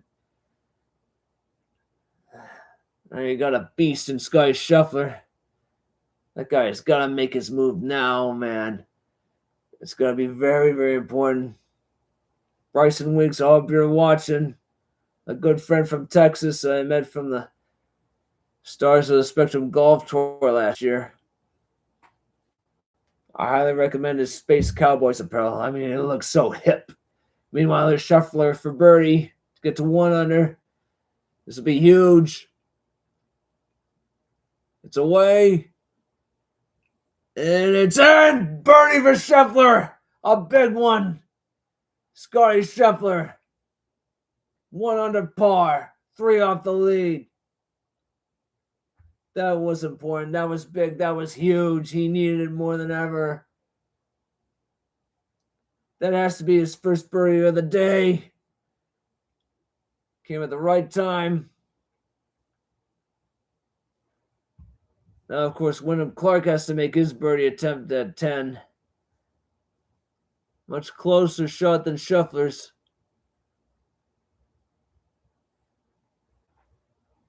Clark's birdie attempt seems very delicate. Daniel Steele, I hope you're watching this. Your good friend is on his way. He's going to hang on tight.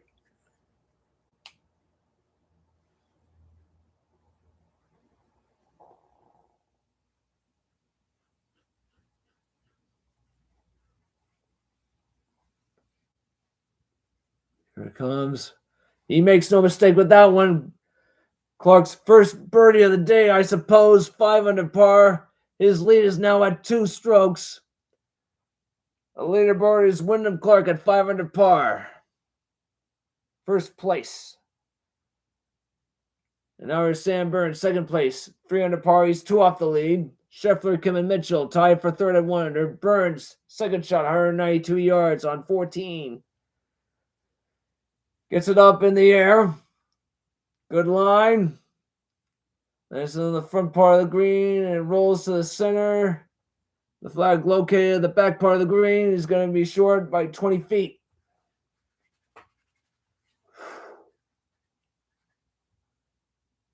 There's Ryder Cowan for bogey. Par 5 16th. He holds it. He gets it. It's 6 over par. Koivu 1 stroke behind the leading amateur, Jackson Koivu, who finished with a 68 today.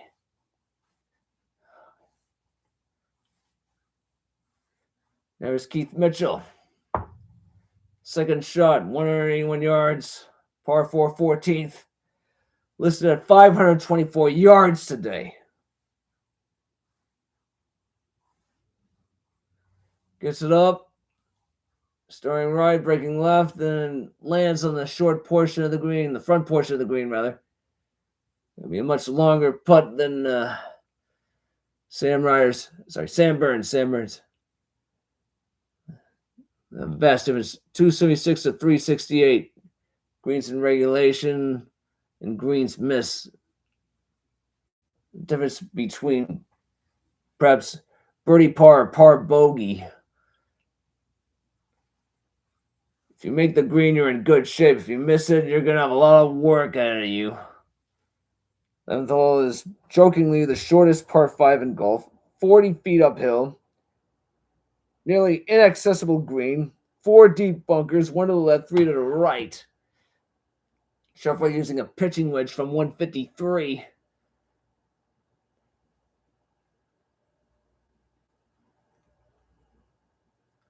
He gets it up, starting left, going right.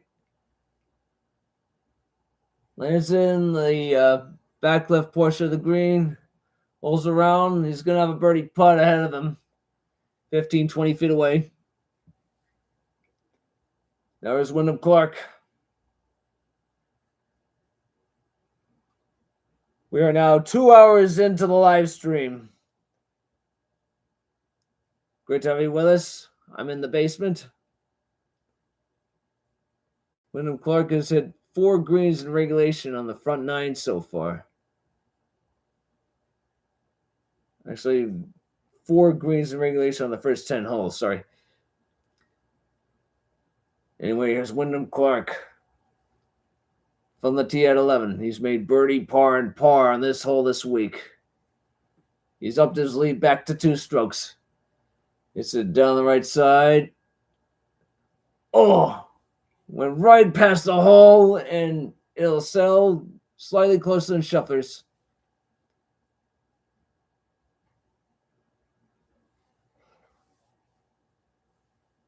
There's JT Poston, 3rd shot on 18. Has to pitch it over a bunker onto the green, and it'll settle about 5 feet of the hole.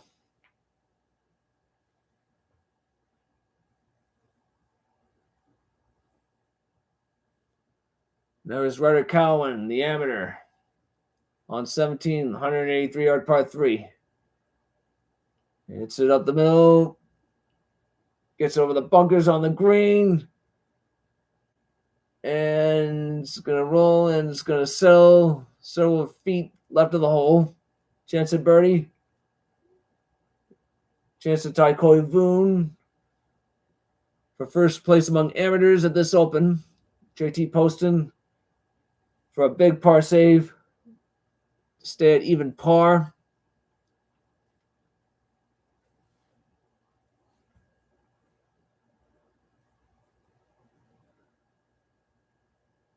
Poston taking his time. Lets it go. Makes it even par for Poston in a 67 final round after 3 71s. So far, he's the clubhouse leader.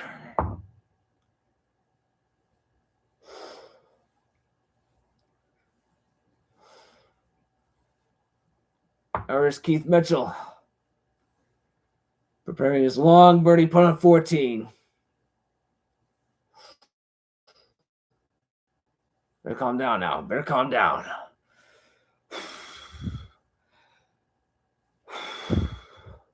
"45 feet 10 inches from the hole, 3% make percentage." Oh. Gonna be a very, very long putt. Mitchell's at 1 under. Makes it, he gets to 2 under. Lets it go. Starts out left. Drifting a bit right. It's going to be a bit short of the hole by a foot. I'll be right back.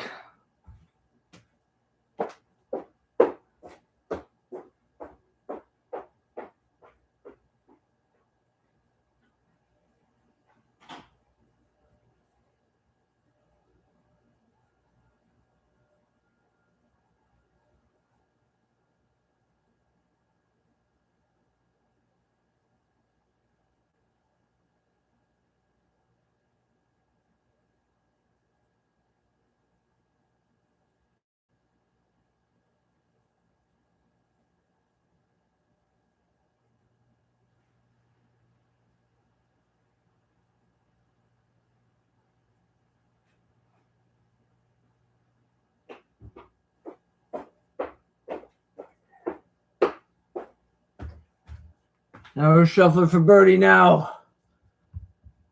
On the 11th hole. Will he make it back-to-back? Starting on right, breaking left, he misses it. It would have been a nice back-to-back for him.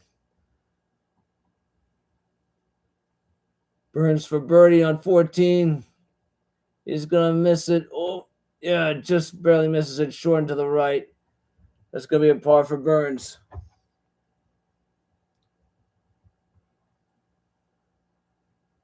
We are now at full time in Los Angeles. Belgium and Iran played to a 0-0 draw, despite Belgium being a man short starting in the 66th minute. Belgium and Iran will have 2 points. Belgium will be playing New Zealand in their final match. Iran will be playing Egypt in the final match. Coming up next is Uruguay versus Cape Verde, 6 o'clock. Right now is Wyndham Clark for a chance at birdie on 11 to extend his lead to 3 shots.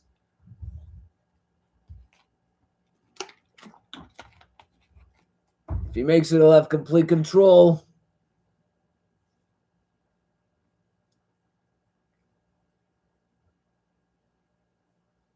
Outside 10 feet, here it is. Starting out right, breaking left, missing left. Boy.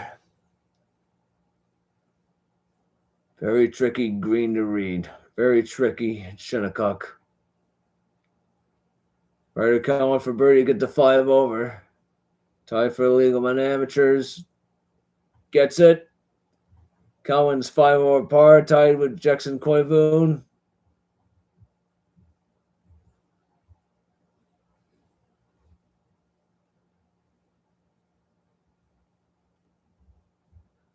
Now Scheffler for par on 11. Just about 3 feet from the hole. No easy task. He gets to the fall. Scheffler will remain 1 under par. Clark will have his attempt at par pretty soon. Actually, Scheffler made birdie on 5. He also made birdie on 10. He's even par through the final round.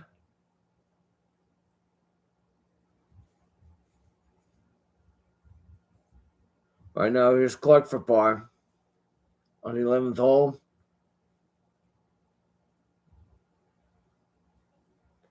He gets his to fall. He's still at 500. The lead is at 2. Clark seeming to settle down. Last 4 holes after a pretty rough start. Bogeys on 2, 5, and 7. The birdie on 10 really helped a lot. There's Tom Kim for birdie to get to within 3 of the lead. Outside 20 feet. Starting out left. Breaking right. Short of the hole by 1.5 feet.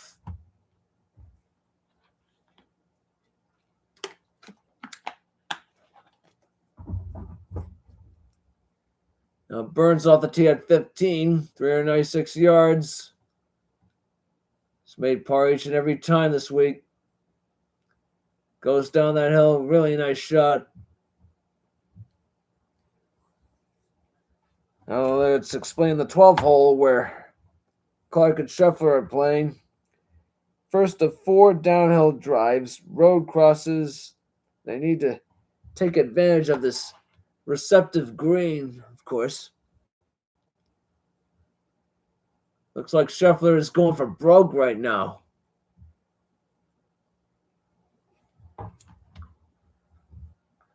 He's using driver off the tee. Looks like a driver at first glance. Nope. No, that's a 3-wood. He's got wind in his back. 462-yard par 4 hole. 10 to 15 mile per hour winds. Starting out left, he's playing that fade of his. Starting left, it's not going right enough. Lands on the fairway though, but it's going to settle in the thick rough. Not the thickest part of the rough. Not the thickest kind, but rough nonetheless. Here's Wyndham Clark. He's taking out the driver now.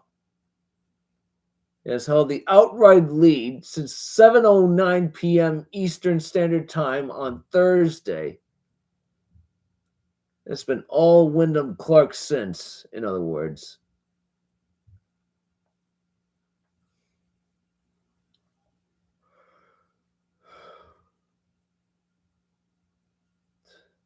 Clark starts out left. This time it goes far right. Much better fade than Scheffler's. His is on the fairway. It's bouncing.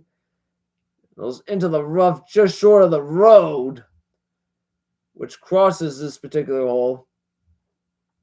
So far, there are 5 golfers under par. Woolen just finished with a 68. He's 1 over par. Looks like we're going to a commercial break. While we're at it, we'll take a look at the updates. As I said before, Belgium and Iran played to a 0-0 draw. And the Red Sox and Mariners are tied at 1 in the top of the 5th inning. Nobody out. Elsewhere, the College World Series Championship Final is happening. Game 2 of the best of 3, with Oklahoma leading the series 1-0. In Game 2, it is North Carolina 6, Oklahoma 2 in the top of the 7th inning. Game's on ABC. And Serena Williams is playing in Wimbledon singles as a wild card. My God, it's a miracle. Serena Williams is coming back from retirement. Man, that is so important for tennis right now. That is so huge. My goodness me. Earlier in the day, Spain beat Saudi Arabia by the count of 4-0 to take the lead in their group.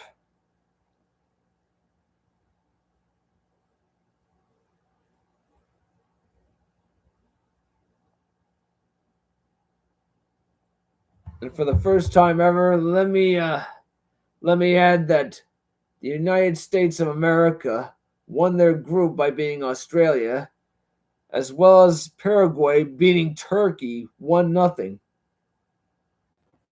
As it stands, the USA have 6 points. Therefore, they are champions of Group D.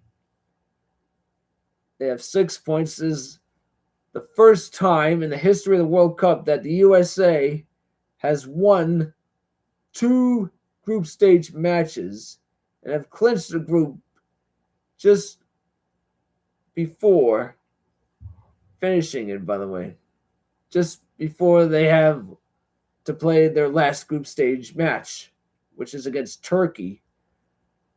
The odds-on favorite to win that particular group, they didn't even score a goal. They've yet to score in this group. They were blanked by Australia 2-0, and they had a shock loss again, this time to Paraguay, who they lost to the USA by the count of 4-1. I don't know what else to say. I am deeply impressed by the energy and the results that the USA are putting together. Guys like Folarin Balogun, Alex Freeman, Christian Pulisic. He didn't even play this match against Australia or the last half of the match against Paraguay. My God, I got to send a shout out to these guys. They're doing impressive stuff. They're guaranteed at least 2 more games. They don't have to start Pulisic in the final group stage match against Turkey next week. Or actually, this Thursday night, 10 o'clock, scheduled for SoFi Stadium in Los Angeles, or Los Angeles Stadium. We're about to go to live action right now.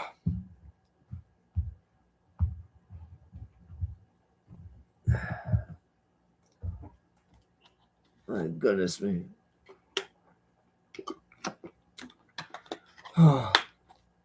It'd be super cool if Scheffler could come from behind. If he's ever going to come from behind, he has to put together a string of birdies. But Shinnecock Hill is not going to make it any easy.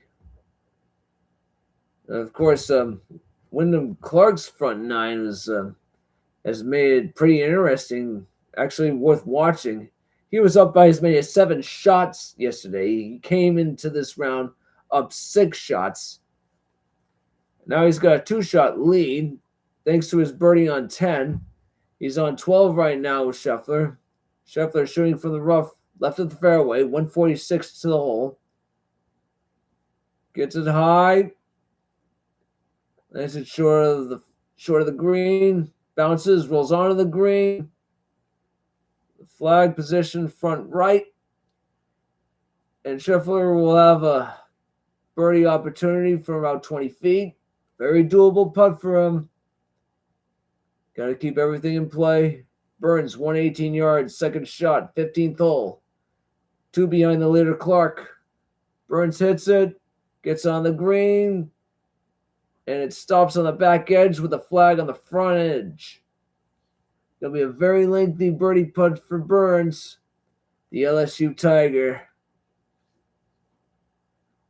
Man, I'm amazed what's happening with college golf. They're producing pros each and every year. They're producing at least 1 or 2 superstar pros each and every year. Alex Fitzpatrick, the brother of the 22 Open champion. Fitzpatrick makes it. Alex Fitzpatrick, 5 over par. Birdie. 573. Highest round of this Open. Other than that, he leaves with a flourish. Throws his ball into the crowd in such delight.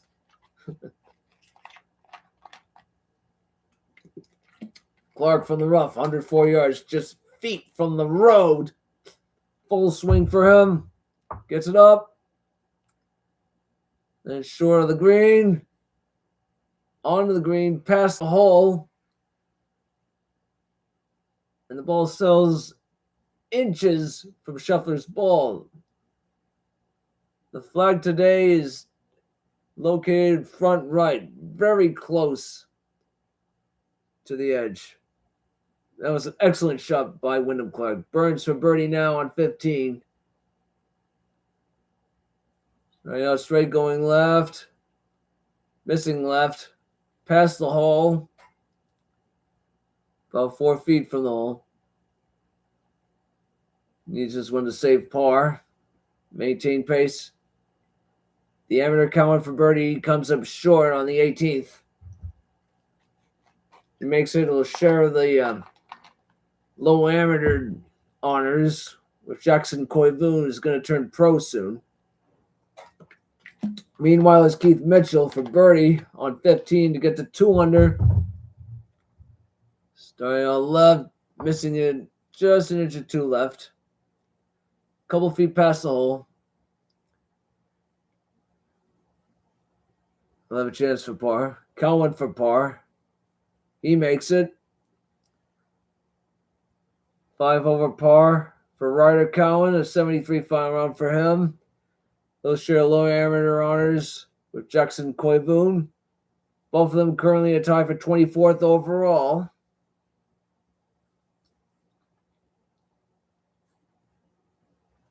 Scheffler for birdie. Get the 2 under. This could be huge if he makes it. Starts out a bit left. Breaking right. He didn't hit it enough. Just short of the hole. There'll be a tap-in par for Scheffler. Sam Burns for par now from 4 feet. Oh, the putt broke to the right on him. He's going to lose a stroke. Wyndham Clark will see his lead increase to 3. As long as Burns makes his bogey and Clark makes his par.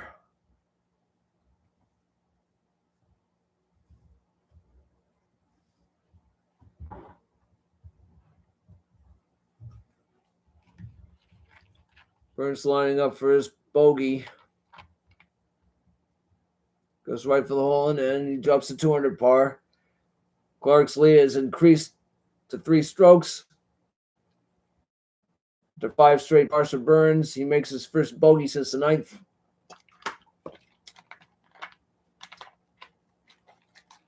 My mistake. Wyndham Clark's putting for birdie, 17 feet from the hole. Looks to extend it. It'll be a 2-shot swing. He'll have a stranglehold on this Open if he makes it. Starts out left. Got to break right. Putt stays left. Missing the hole. It'll be a tap in for Clark. He'll have a 3-shot lead into the 13th. 500 par for Clark now. 6 holes to go. Clark has settled down since that 3rd bogey of his on 7. He's made par, birdie, par since. Now Tom Kim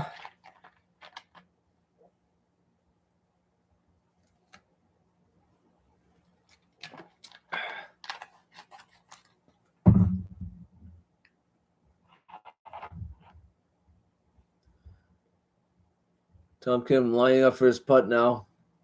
This is for birdie to get to 2 under. He'll win 3 shots of the lead. Ty Burns for second.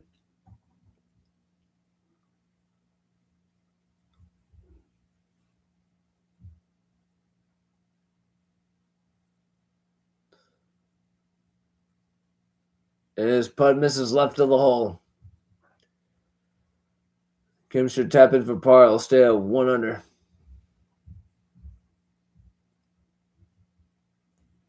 Wyndham Clark has made par, birdie, and par on 13 this week.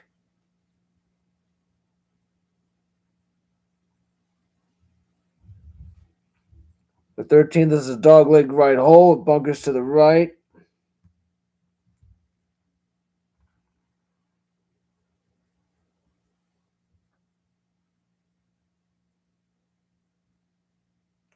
Basically the same hole where Lefty made his putt with a rolling ball. The infamous 13th. Scheffler teeing off first. Dogleg left hole. Pretty short par 4. Looks like a 3-wood for him.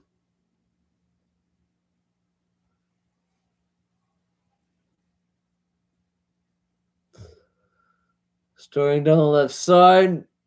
Probably bringing to the right. Not messing around. He's putting it in the middle of the fairway. Starting out in the middle and breaking a little to the right. And it'll settle down right there. It'll have a shot from the fairway. Clark coming up next.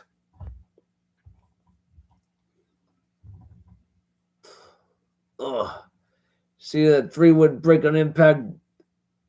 Epic close-up. The ball being hit. Epic.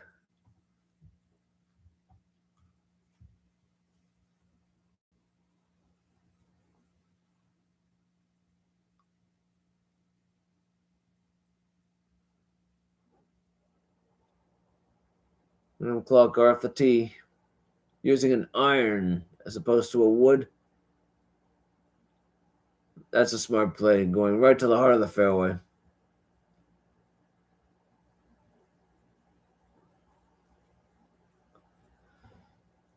So Clark and Scheffler with their second shots from the fairway. Burns off the tee. The par 5, 16, 623 yards. He's made bogey, par, and par this week on 16. Burns with a driver. Gets it to the center of the fairway.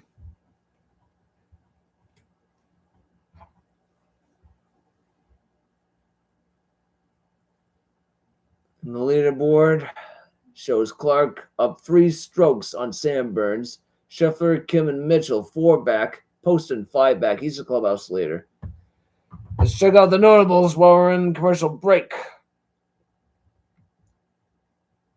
But first, an update. Mariners lead the Red Sox 2-1 in the bottom of the 5th inning. 2 on, 2 out. It is 6-2 in favor of North Carolina in Game 2 of the College World Series Championship. Now I check the notables of the U.S. Open. Joaquin Niemann, the guy who was reprimanded for tossing his club earlier in the Open, he's at 1 over par. He just finished the final round 66, recovering from a dreadful first round 78 with a second round 65. Joel Hatton, Gary Woodland, Sam Stevens, they're all at 1 over par. Justin Rose, Aaron Rai, Colin Morikawa, Tommy Fleetwood, Sandy Schauffele, Sahith Theegala, and John Parry. They're all at 2 over par. Ludwig Oberg, Ben Griffin, Justin Thomas, and Akshay Bhatia are at 3 over. Matthew Fitzpatrick, the guy who won the Open at my hometown country club in Brookline, Mass. He's at 4 over, along with Emiliano Grillo. Elsewhere, the amateurs, Jackson Koivu and Ryder Cowan, will share the low amateur honors at 5 over par, along with Keegan Bradley and Corey Connors at 5 over. Dustin Johnson, Rory McIlroy, and Brian Harman are at 6 over. I think they all finished, of course.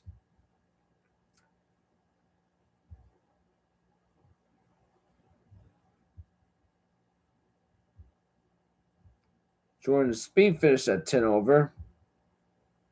And Hideki Matsuyama finished at 14 over. The following nobles that missed the cut were Victor Hovland. And of course, Brooks Koepka, he missed the cut. Bryson DeChambeau missed his 3rd cut in a major this year. Ricky Fowler shot 71 in the first round, began with promise, but then shot 74 in the second round. The cut line was 4 over par. Victor Hovland shot 69 in the second round, but that wasn't enough to get him into the last 2 days. Now we go to live action right now. 13th hole, Wyndham Clark preparing for his second shot.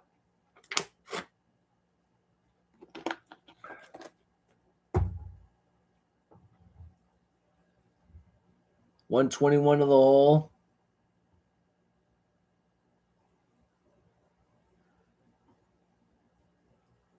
Clark lets it rip. Gets it up. And it lands past the flag. Right center of the green. And it's rolling and trickling. And still trickling. It's rolling. It's going to go off the green. Back right. And once it's off the green, it's still rolling. Tough break for Clark. Hopefully he'll absorb this mistake. He's got a 3-shot lead, of course. 6 holes to go. Of course, it's his open to lose. Scheffler's having his turn. And he's second now. 109 yards to the hole.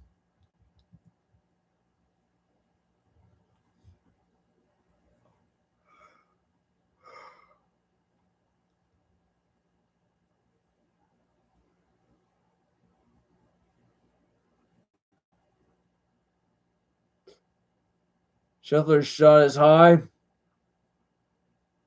little Palmer-esque.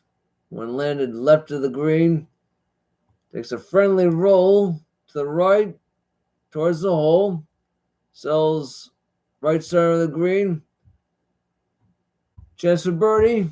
Inside 20 feet. That's going to be big. This partner needs to wake up. Tommy Fleetwood for birdie. He's at 2 over now. He's on 16. Starts out left, breaking a bit right, and in. 1 over par for Fleetwood. JT Poston's the clubhouse leader at even par. He shot a final on 67. Now here's Sam Burns. Second shot, 344 yards to the hole. That is a layup for him. Barely making over those fairway bunkers. He's on the fairway. They'll shoot 3 from the fairway. Plenty of green to work with, of course. The pin today is center back. The final pairing walking up to the green now. Wendell Clark is Wyndham Clark. Not Wendell Clark, Wyndham Clark. He's scheduled to go first. He's farthest away. Scoring breakdown holes 13 through 18 this week. 1 eagle, 4 birdies, 10 pars, 3 bogeys.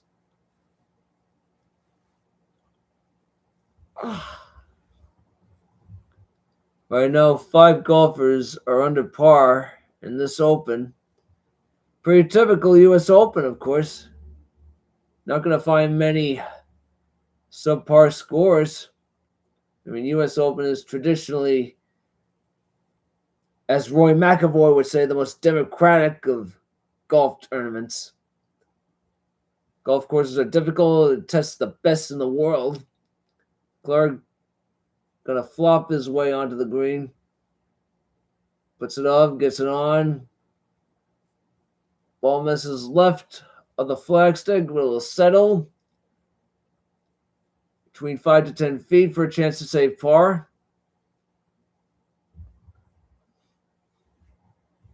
Tom Kim, second shot from 162 on 14. From the rough, left to the fairway, gets high in the air. Ball lands short of the green, rolls onto the green. And it rolls until it stops in the center. Going to be a 25 footer for birdie coming up for him.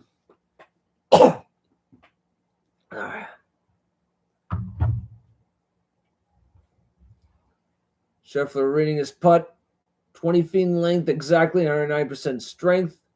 5 inches aim. Height change slightly 1 inch. Very little to it. Looks like he's aiming a little bit left.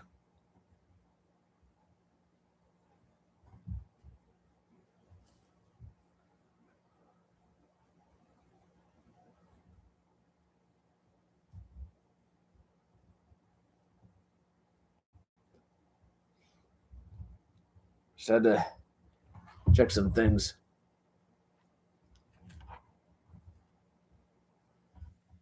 Anyway, as soon as the last shot is complete, I'll be signing off. Anyway, we're on the 13th hole. Scotty Scheffler putting for birdie from 20 feet. To get to 2 under. Straight out right. Breaking left. Oh, broke right at the end. Oh, had the right idea. As it was coming close to the hole, it took a right turn and ran out of steam. Broke to the right on him at the last minute. It looked so good until the last 6 inches. My goodness, Scheffler got robbed. Got totally denied. Oh.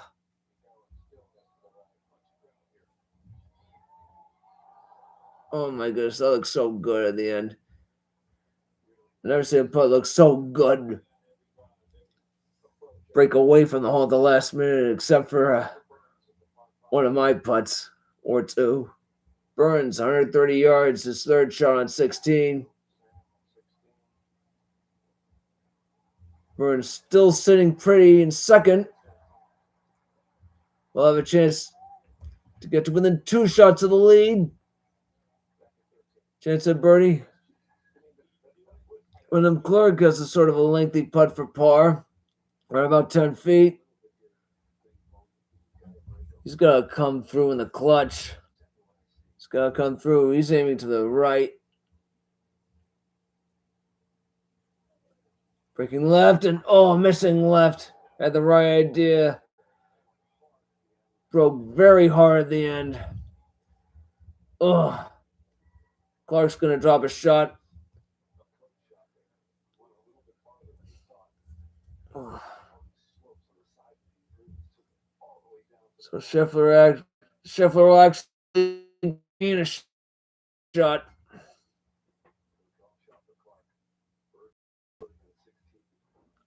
Wyndham Clark for bogey now. And it's in. Clark's now at 400 par. The lead is at 2.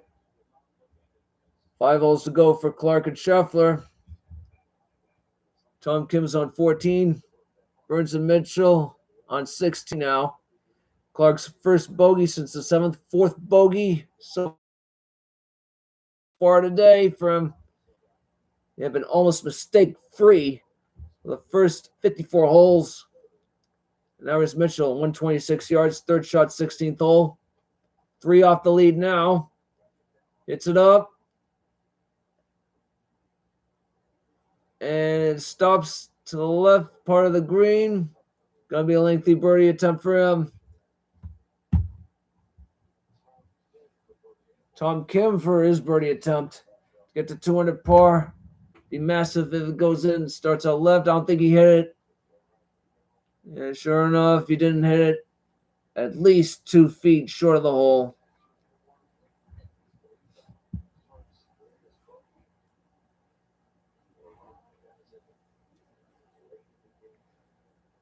As I said before, I went to my first Spinners game in 7 years. The reactivated Spinners. They played in the New York Penn League from 1996 to 2019 until the minor leagues decided to reorganize, and the Spinners were seemingly no more until they were revived in the Futures Baseball League. 4 teams playing difficult 275 to carry the right fairway bunker, 315 to the left fairway bunker, 377 to the further left fairway bunker. 14th is downhill. And this is basically the one green where it gathers shots. The green basically funnels balls. The green basically funnels balls to the hole. Pin location is back left today. Scheffler will be teeing off first. He made par in the previous hole. Wyndham Clark made bogey. This is the 14th hole. 500 plus yard par 4.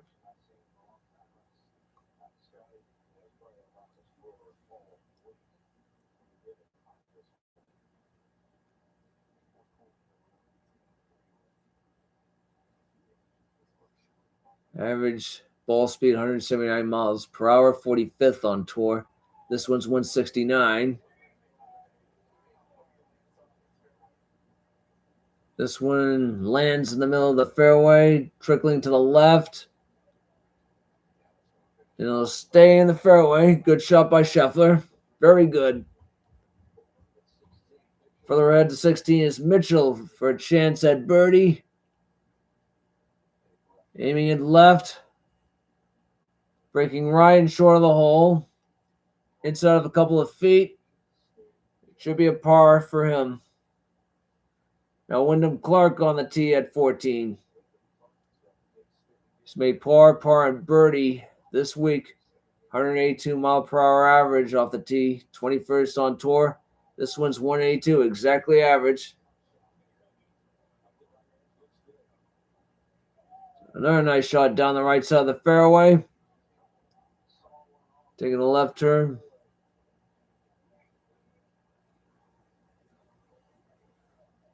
Both of them will have their second shots in the fairway. Burns is attempting his birdie putt. Get to within one of the lead.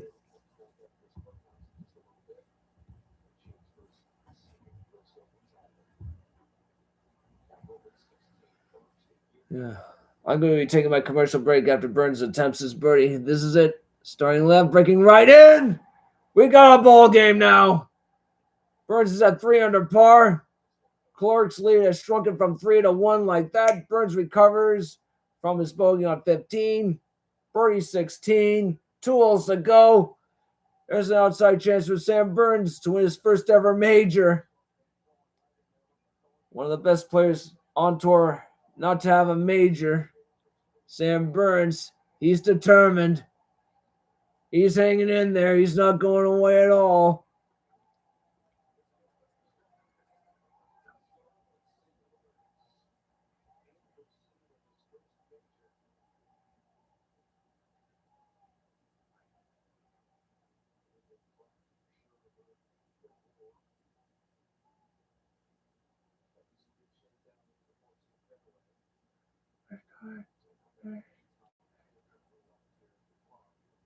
Tom Kim for par now on 14. Makes it.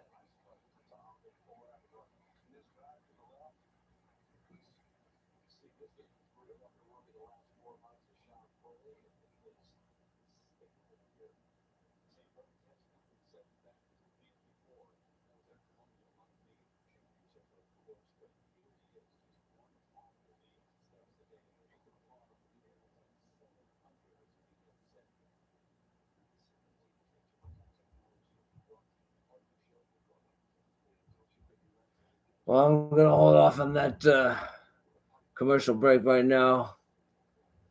Looks like the U.S. Open is going to have limited commercial interruptions from here on out.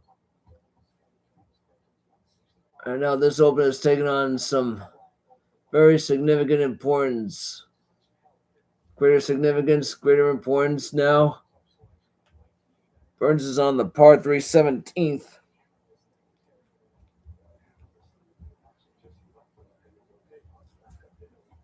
He has parred this hole each and every time this week. He hits it up. Then towards the left side of the green. Lands it. He's got a chance at birdie. He's got a chance for a share of the lead now. Roughly a 10-foot putt coming up for him for the share of the lead. Clark's lead is not safe. I'm telling you, Clark's lead is not safe.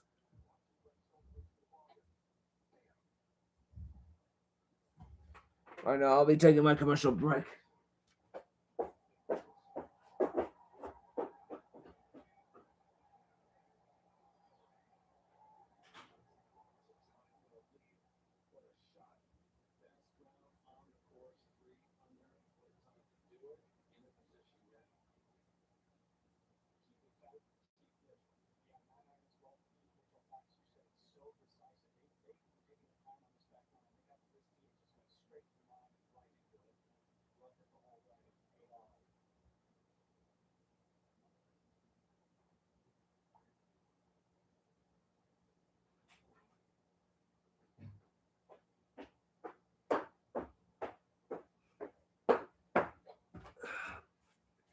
Keith Mitchell off the tee at 17. That one just barely makes the green. Will it stay on? Yes, it will. Gonna have a lengthy birdie putt. Oh my goodness me. This will be an historic comeback. Scheffler, 328 drive. Clark, 370 drive. Scheffler's 197 from the hole. Clark a lot more manageable. A birdie for Clark is doable. But first, Scheffler's second shot. So it's down on the left side. And short of the green, bounces on the green, settles in the center of the green. 25 feet from the flag.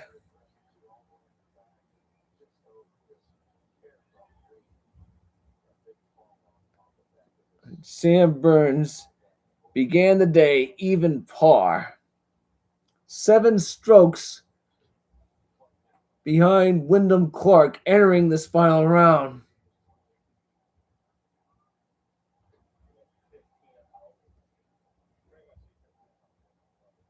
And as I said before, the largest final round comeback in U.S. Open history is 7 strokes.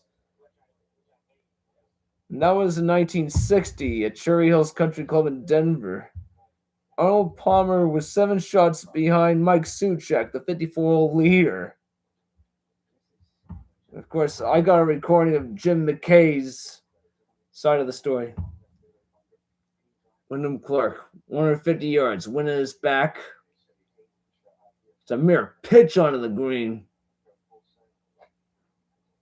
So he takes sort of a full swing. Sub lands in the short part of the green, front part of the green rather. And it's a little bit further than Scheffler's birdie putt.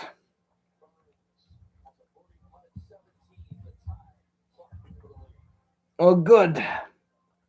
We go to commercial break right now. That way, I'll give you a recording of the 1960 U.S. Open.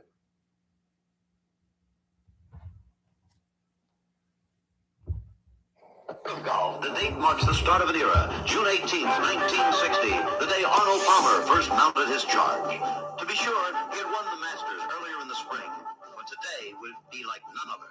It didn't seem so with 1 round left to play. The 3rd round was played in the morning. When it was over, the board showed Mike Suchek leading the pack. The names behind him were impressive.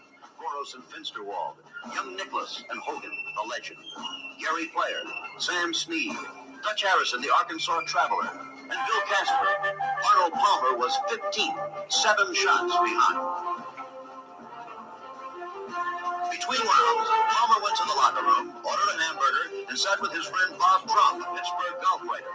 Palmer wondered aloud, what do you think a 65 would do this afternoon? Drum, a huge, gruff man, shot back what seemed to be the truth. It would do nothing for you, Arnold. You blew it this morning.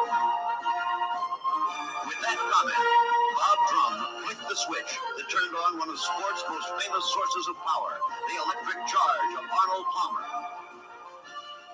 The hamburger was left half-eaten, and Arnold, stung by Drum's words, got up and began to walk. He only had a few minutes left before his tee-off time, but he decided to use them on the practice tee. The crowd waiting for him didn't know then that they were the first recruits of an army that would follow its leader for almost 2 decades. They were just a crowd watching a man they liked hit about 10 practice shots. But as he hit, he thought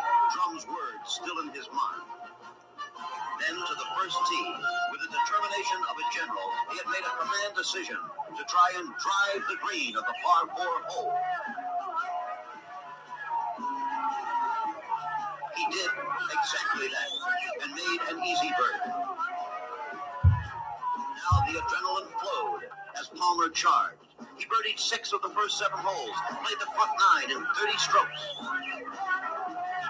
The crowd with him grew as word was passed around the course. But remember, he had trailed by 7 and had 14 men to pass. One was Ben Hogan, and another was the 20-year-old amateur from Ohio, Jack Nicklaus. One by one, they faded. And when Palmer made this putt on the final hole and threw the visor to his troops, he had shot 65, taken his first U.S. Open championship by 2 shots over Nicklaus the Kid. The Charge had been born at Cherry Hills that June day in 1960. Arnie's Army was on the march. All right, now we go to live action here. You just heard Jim McKay's side of perhaps the greatest 18-hole comeback in U.S. Open history. Mitchell, by the way, blew his 78-foot putt for birdie short. Wyndham Clark for birdie on 14 to up his lead back to 2. Starting on left, breaking right, and breaking left again. Tried to break left again. The last foot or so, it just burned the lip. That would have restored his 2-shot lead. He's still at 4 under. Gonna be a very easy tapping for him. Oh my goodness.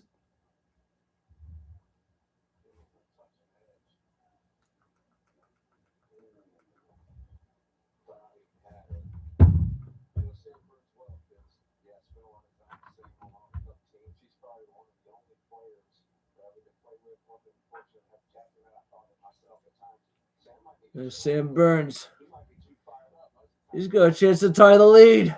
This is going to be historic if it goes in.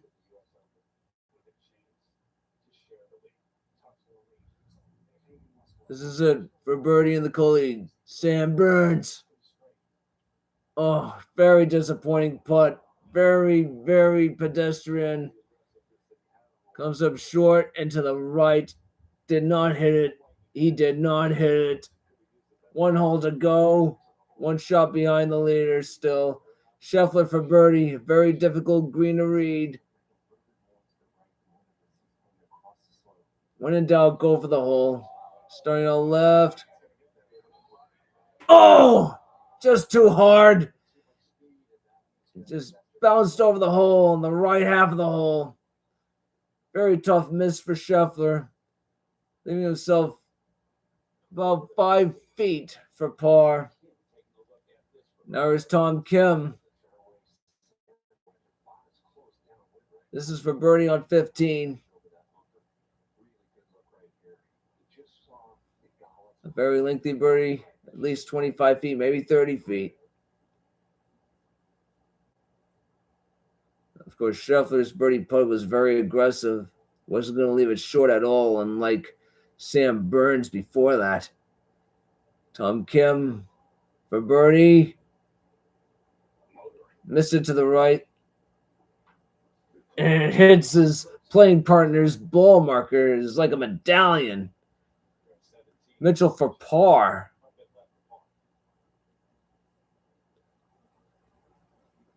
Oh, he tugged it to the left. Ball just missed left of the hole. Scheffler needs this for par from 5 feet. He had to make a move. It almost paid off. Just lipped out over the hole. Scheffler for par. Ouch! He misses it left. A tough 3-putt for Scheffler. He'll drop to even par. Right now, it's Clark and Burns. Burns coming up to the last hole. Scheffler, his 3rd bogey of the day. First since the 7th. He's 4 back with 4 to go. Right now, it's Clark and Burns. Burns onto the last hole. Scheffler and Clark onto the 15th. Panoramic. Bunkers to the right. Fescue to the right. Bunkers in the front of the green. Flattest green on the course. If you're going to miss long, they got to go for the green. They got to go for the fairway. Sam Burns, I'm looking at last year at Oakmont, and he had this water rule issue. Sam Burns, he was in control of this Open until it all came undone. Won by my good friend J.J. Spawn. The last two players to lose a solo 54-hole lead in the year prior to winning was Bobby Jones in 1929, Payne Stewart in 99. Sam Burns lost his solo 54-hole lead last year at Oakmont to my good friend J.J. Spawn.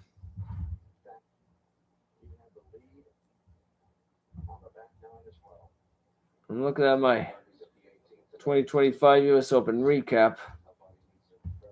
I mean, the fourth and final round, it was very wet, very rainy, very brutal. Of course, play was delayed for an hour. Greens and fairways were puddled. Oakmont's home to its thick rough and tricky lies, grease lightning fast greens. Burns off the tee at 18. Makes no mistake with that. Very good cut fade for him, left to right. Lands on the fairway, but it's probably going to roll off into the next cut of grass.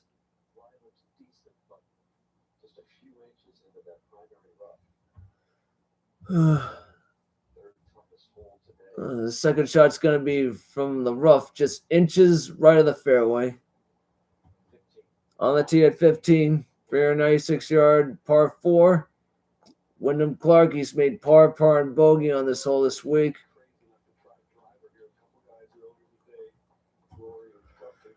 Wyndham is in the middle of the fairway. Very good play. They all got to go for that fairway.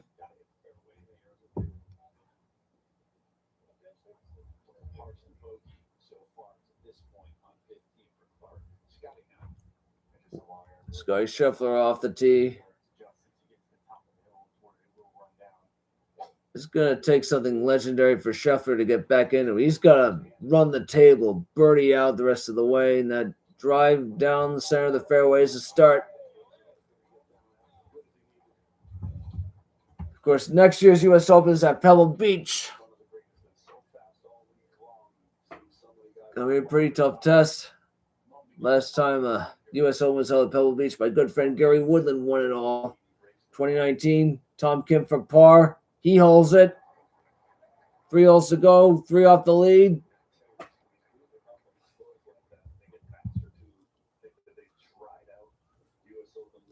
Mitchell off the tee at 18. Measuring at 490 yards.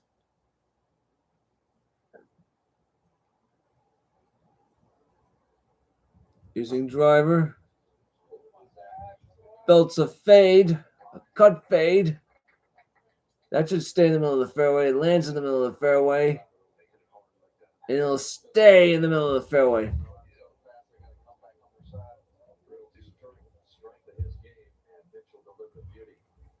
Tom Kim off the tee at 16, measuring 623 yards. He made double bogey in the first round there.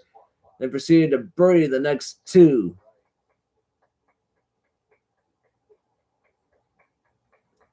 Tom Kim's drive finds the fairway. And it'll stay there. We have an update at T-Mobile Park in Seattle. Mariners lead the Red Sox 3-1. Top of the 7, 1 out, runner on first. For Boston, Schauffele for par on 18. Makes it. He'll finish at 2 over par. Tied for 11th.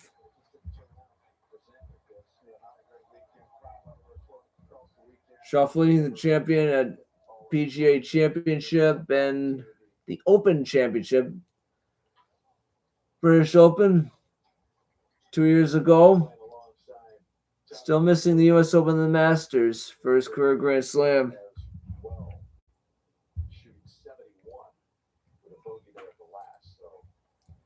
Three golfers under par. Wyndham Clark 4 under. Sam Burns 3 under. Tom Kim 1 under. 3 even par golfers. Poston, Mitchell, and Scheffler, with Poston being the clubhouse leader. Joaquin Neiman, Terrell Hatton, Gary Woodland, and Sam Stevens +1. They're a tie for 7th. Woodland's going to finish in the top 10. Very respectable finish.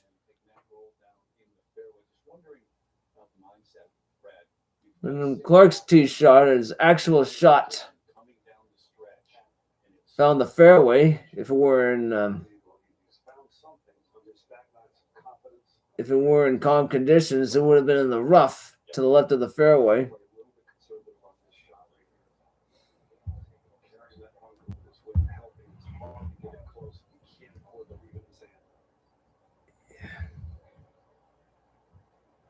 Cape Verde Uruguay match will start in a few minutes.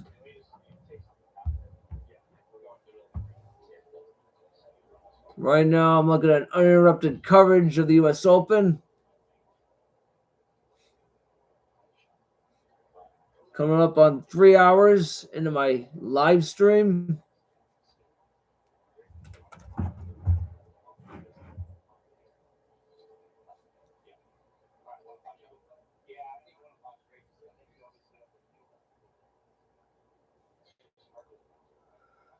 Wyndham Clark prepping for a second shot.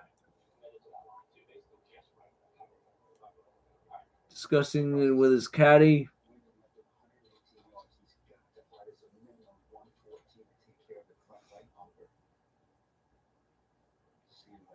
There it is from the center of the fairway. Wyndham Clark is 118 to the hole. Very manageable second shot. He hits it high. And lands left of the flag, left center of the green. Rolls back and will stay on the green. I'll have a shot at birdie.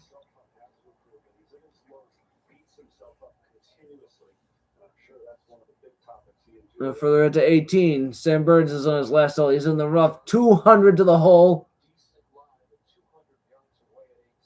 Gets it up and out of there. Will it hit the green? Yes, it does. My goodness. That was a big shot for him. He's got a chance at birdie coming up. A chance to share lead with Clark. We might have something. That was a very bold shot. 200 yards from the rough. Feet in the fairway. Brilliant line. Ball lands on the front portion of the green. And then it slopes just left to right. He's got 15 to 20 feet. Very realistic chance to share the lead. Ty Arnold Palmer's largest comeback from 1960. Scheffler this time, 100-yard second shot on 15. Come on, Scotty, make your move. Tough bounce. In the front part of the green, he's slightly closer than Wyndham Clark's. He too will have a chance at birdie. Now Tom Kim at 16. The wicked long zigzaggy par 5. 10 bunkers around the green. Of course, it depends on windy conditions. 345-yard second shot. No way you're going to reach the green in 2 on this hole, buddy. No way.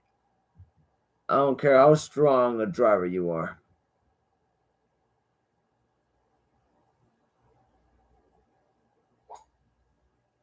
It's a line drive. Starting straight, going right, 158 mile per hour ball speed. That one lands in the fairway.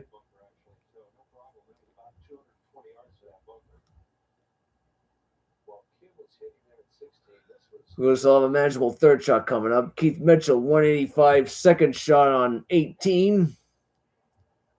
4 shots behind the leader. Starting right, bending left. Lands in the center of the green. Breaks to the right, behind Sam Burns' ball. Like Burns, he too will have a chance at birdie. Does Sam Burns have the eye of the tiger? The eye of an LSU tiger? U.S. Open fact. 7 strokes is the largest final round comeback. Arnold Palmer, 1960, Cherry Hills. Sam Burns started at even par, 7 strokes behind the leader. Wyndham Clark was at 7 under. It would have been 8 strokes back. Wyndham Clark would have been 8 under had he not bogeyed the last hole in the final round yesterday. Here we are. 3 hours in.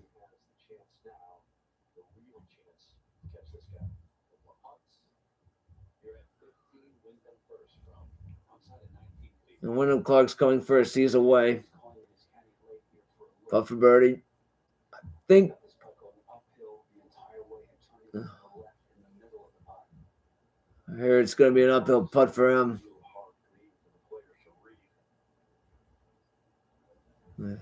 Clark is starting his putt. He's starting the green, walking back and forth, trying to make sense of the lay of the land.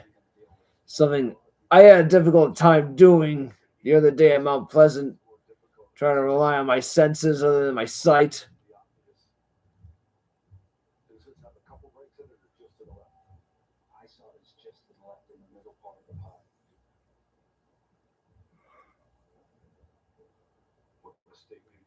Clark, of course, taking his time. The only person I'm seeing on this leaderboard that has actually won a U.S. Open.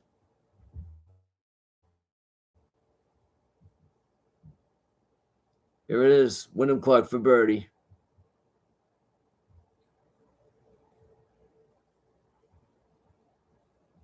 He's left it 2 feet short. Didn't feel committed to that putt. We got a tap in par for Clark. The lead is still 1.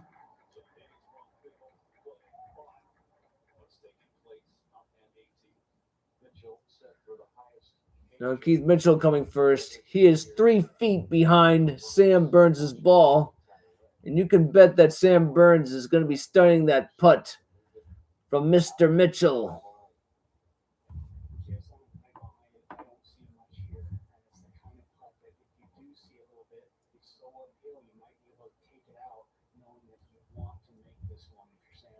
Here comes Keith Mitchell for birdie. He lets it go. Starting out left. Breaking right. And an inch or two short. This is the left to right putt. Burns is going to read it going left to right. Mitchell hit it perfectly. It just came up an inch or two short. Be a par for Mitchell. Share the clubhouse lead with Poston. Only player to shoot even par all 4 rounds is Keith Mitchell. 70, 70, 70, 70. Wow.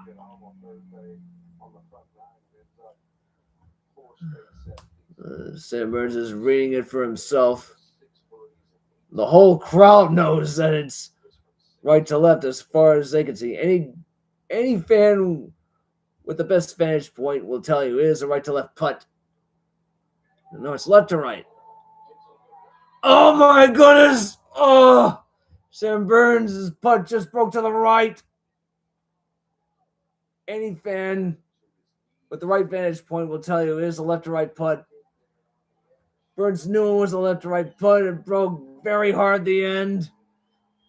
Goodness me, he just tossed his putter by mistake. As his ball just nearly missed the hole. A 67 final round for Sam Burns. A valiant effort for him. I think it was the best golfer on the course today. Not named Poston. Oh, my goodness.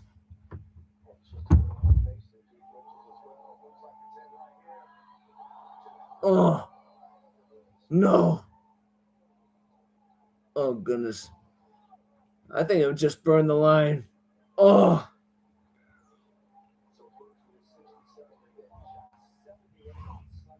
This just in. The Florida Panthers are training for Brady Tkachuk, who will play with his brother Matthew. The return includes both of Florida's first-round picks in this year's draft, as well as a future first and second-round pick. Oh, man.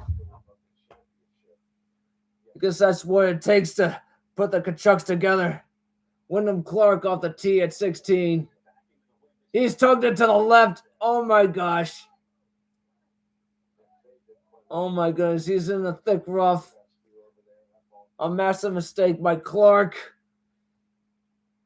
Not the ideal place to go. He's going to have a tough second shot. Tom Kim now ahead at 16. 129-yard third shot for him. 3 off the lead.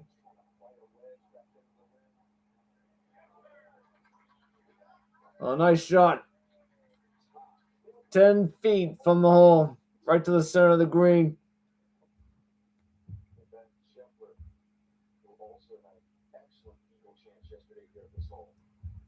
Scheffler from off the tee.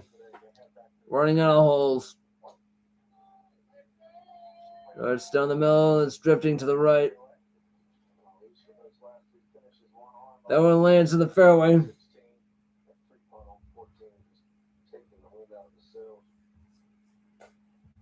JT Poston and Keith Mitchell right now are clubhouse leaders at even par. Tom Kim is on 16.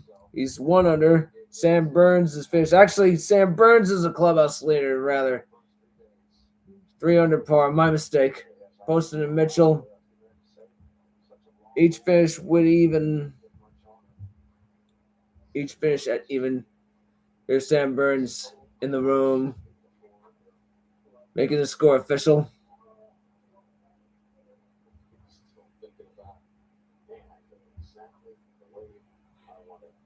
Of course, I've already given you the notables. But just in case, I'll give it to you again. Neiman, Hatton, Woodland, and Stevens are 1 over par. Stevens is on 16. Stevens is on 17, rather. Rose, Perry, Rye, and Fleetwood, and Shoffley, 2 over. Thigala's 2 over. He's on 16. Ober, Griffin, Thomas Batia, and Morikawa at 3 over. Matthew Fitzpatrick, 4 over. James, Fox, the amateur, Corey Voon, Coles, Cootie, Connors, Alex Fitzpatrick, Ryder Cohen, the amateur, and Griot, 5 over. Johnson, McGreevy, Blair, McElroy, McNeely, Harmon, and Bradley, 6 over. Bridgman, McIntyre, the amateur, Miles Russell, the no one ranked junior player in the world, and Kiefer, 7 over. Grazeman, Gutterup, Brennan, Higgs, Canner, Cameron Young, Norgard, Michael Kim, Sungjae Im, Hisatsuni, 8 over. Dumont Shezar, Kitayama, and Hidalgo, 9 over. Uline, Echeverria, the amateur, Fleming, Cawley, and Spieth, 10 over. Van Paris, Tibbetts, 11 over. Eric Lee, the amateur, Surratt, 13 over. Nicholas, Henley, Shipley, Matsuyama, Putnam, Moo, 14 over. Rogers, 17 under. And Dylan Wu, 18 over. Anyway, Wyndham Clark, the current leader at 4 under par, is not going to be pleased where that ball landed.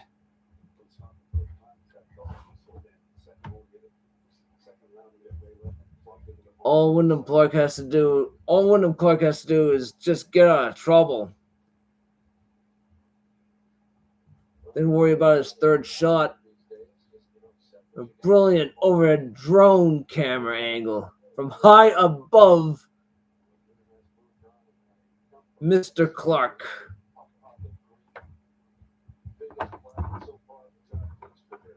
There's Tom Kim for birdie on 16. He can make a move right now and start a string of greatness. Right on 16. 10-footer for birdie coming up for him, taking his time. Trying to make sense of the pace. Now here it is. Tom Kim for birdie. Get to 2 under. Get to within 2 of the lead. 2 holes to go. Here it comes.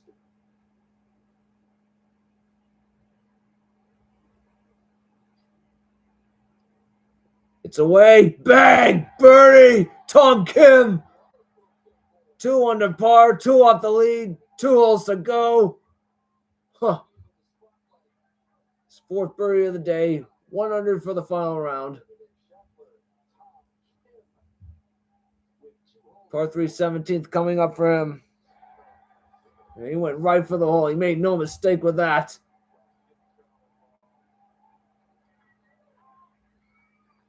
Tom Kim was like, come on!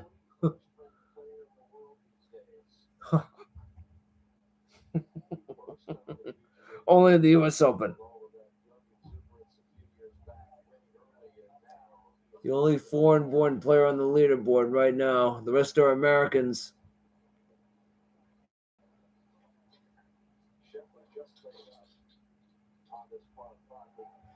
Scheffler using a driver from 337. It's a line drive. Oh my God, it took a vicious right turn on him. He's in the thick rough next to the patrons, next to the line of fans. Wyndham Clark is trying to attempt his second shot. 319 to the hole, but he's not going for the hole. There's just no way he can reach the hole from there. It's going to be one of the bravest, gutsiest layups that Wyndham Clark will ever hit in his life.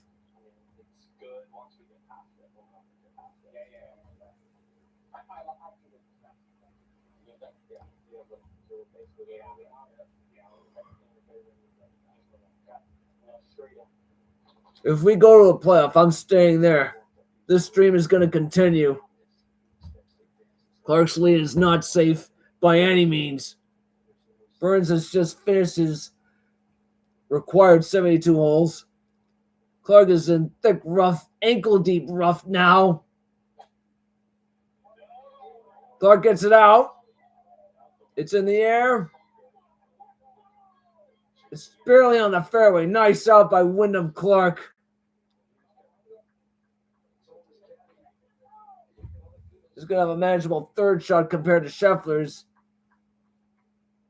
He's in the rough.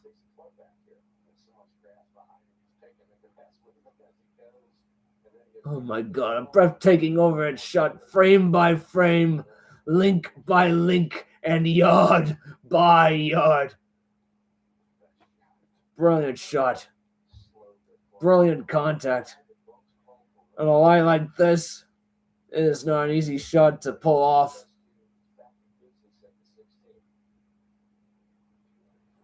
Tom Kim off the tee at 17. 8-iron for 183. Starting down the right side.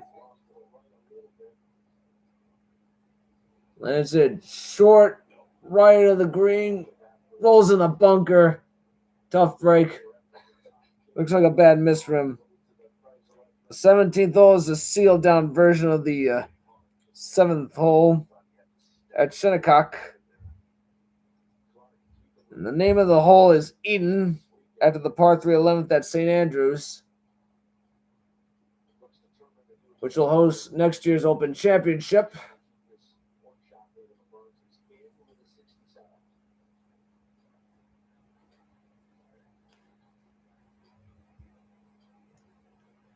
And of course, U.S. Open is uninterrupted.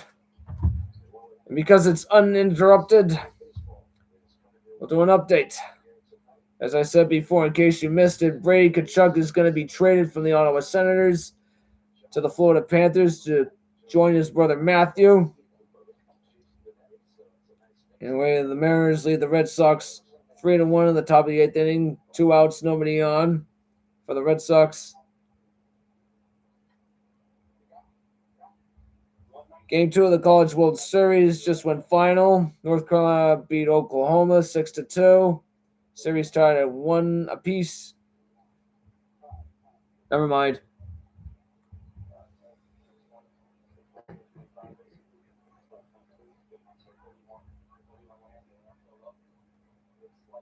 Anyway, the third match of the today's a third World Cup match of the day has just gone underway. Uruguay and Cape Verde, both coming up draws, particularly Cape Verde's historic draw against Spain. Both of them are scoreless through 14 minutes. The Uruguay-Cape Verde match being held at Hard Rock Stadium, Miami Gardens, Miami Stadium for FIFA purposes. There's Wyndham Clark, his third shot. Still doable. You can still make birdie. Still walk away with a good hole coming into the 17th.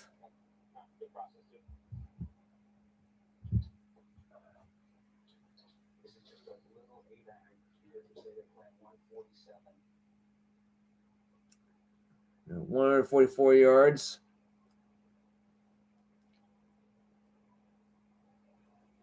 Third shot, Wyndham Clark hits it up. Goes up. It's a bit long, went over a bunker, but it's taking a friendly roll to the right. Maybe not so friendly after all. Nope, actually, it's going to settle in the green on the backside, about a foot from the collar.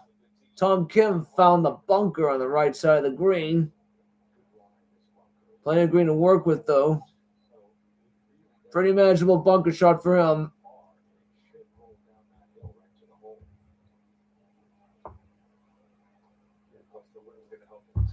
Tom Kim is 5 for 11 on sand saves this week.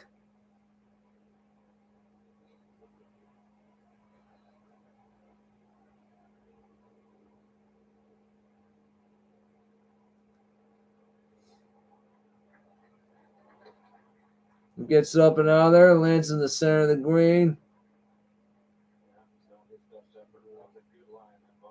Actually, the ball's going to sail some 15 feet from the hole for a chance at par. Scheffler from the rough, 88 yards from the hole. And gets up and out of there. Lands on the center front portion of the green for him. At least 20 feet from the hole for a chance at birdie. Clark and Scheffler have birdie attempts coming up. But Scheffler, unfortunately, is running out of holes. 4 shots behind the leader, 2 holes to go after that. It's going to take something miraculous, something unprecedented, something strange. I know Burns is going to have to play the waiting game for about an hour.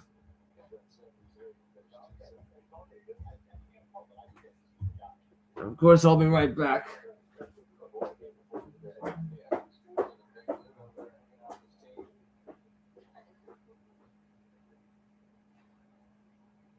Back at 16, Scheffler is way first to go for this birdie. A little bit surprised by the way shot he's got Scheffler, although it wasn't the best he alive, which is probably good enough for him to get it inside of 10 feet, and now he's left with another one of those putts kids say that he just has not been able to make. Yeah, just not making much of anything. He was 3-putting along on 14 from about this range. Really been driving on the reeds this week and have stuck together. He's been reading mostly by himself this year, so he must just be confused this week on seeing the reads. It's definitely going to change. And this isn't working out for him. All right, here we go. Scotty Scheffler for birdie. 29 feet. 8% make percentage.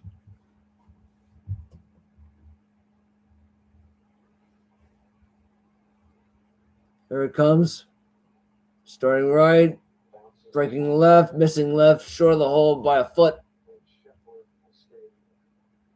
So Scheffler will remain at even. Apparently dejected with himself.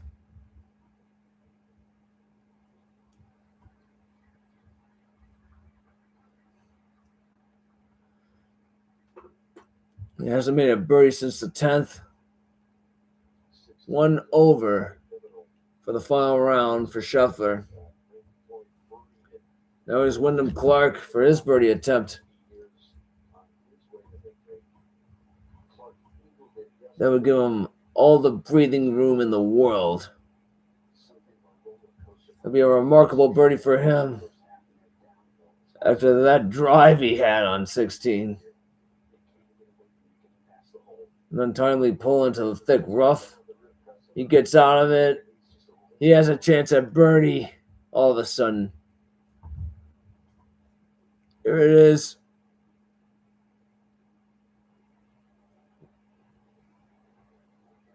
Wyndham Clark lets it go, goes up. Oh my goodness me! What a birdie! I thought it was going to wind up short. It kept rolling and rolling and rolling. Very good line, very good read, very good run. That was a championship birdie right there. 2 holes to go. How about Wyndham Clark? How about Clark? Clark Kent, Clark Griswold, Wyndham Clark, Dwight Clark. Wow. Talk about a statement birdie.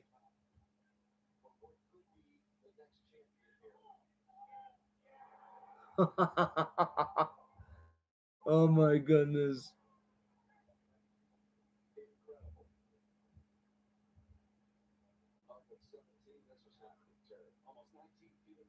Tom Kim for par on 17. Started out right. It's going to stay right. Didn't really hit it that much. It's going to be a bogey for him. He'll still remain in third. Now he's gone from 2 shots back to 4 shots back like that. I tell you what, Sam Burns must have heard some evil noises coming from the 16th green. Right now, the final pair is on 17. Named after the par 3 11th at St. Andrews. Sort of a watered-down version of the 7th hole at Shinnecock.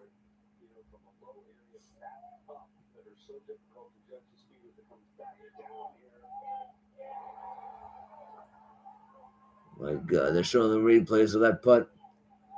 I think it started right and broke left. It was an uphill putt to begin with. And then it sort of slowly trickled down a slope or something. That was one of the best red putts of the day for Wyndham Clark, who's been struggling all day.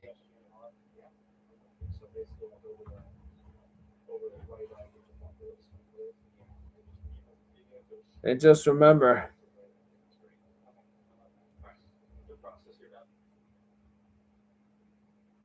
Wyndham Clark began the day at 7 under par.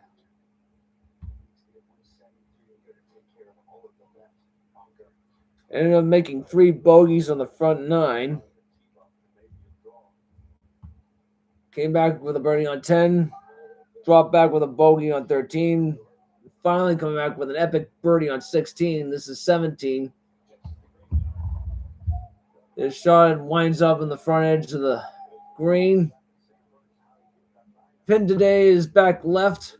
Gonna have a lengthy birdie putt. And this just in. Cape Verde has just scored their first ever FIFA World Cup goal. From Kevin Pina in the 21st minute. Cape Verde are leading Uruguay 1-0 in Miami. The little country that could, just like Curacao, the little country that could. An epic goaltending clinic last night by the Curacao goalkeeper, forget his name, against Ecuador. Scheffler off the tee at 16. Starting out straight. This is the front part of the green. That's the right part, almost pin high, and it'll settle 25 feet right of the hole.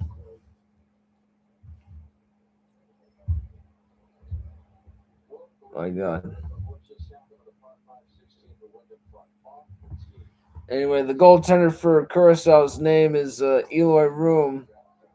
Plays for MLS. Made more saves by any goalkeeper in 90 minutes of a World Cup match since they started keeping track of certain records in 1966.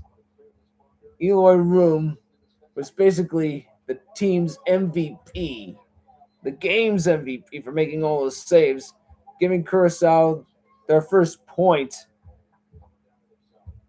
their first World Cup point ever. Cape Verde had their first World Cup point ever. Canada had their first World Cup point ever, first World Cup win ever. And if they beat Switzerland, they win the group. I tell you what, sports are coming at the right time. The New York Knicks winning their first NBA title in 53 years. The Carolina Hurricanes winning their first Stanley Cup in 20 years. And Brady Tkachuk reuniting with his brother Matt in Florida. My God. I feel bad as a Bruins fan, but as a fan of USA hockey, I love it. Believe you me, I do.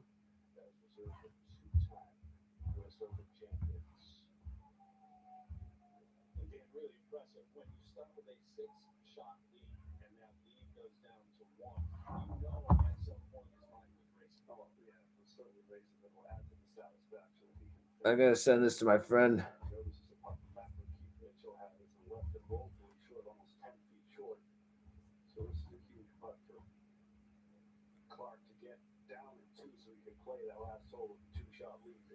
Chuck Brothers, unite.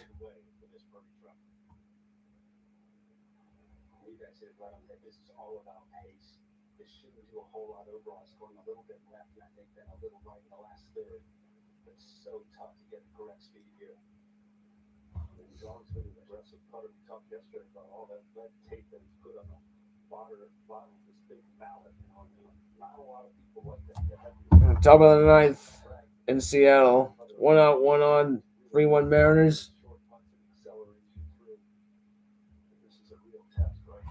Anyway, we go to live action at the Open.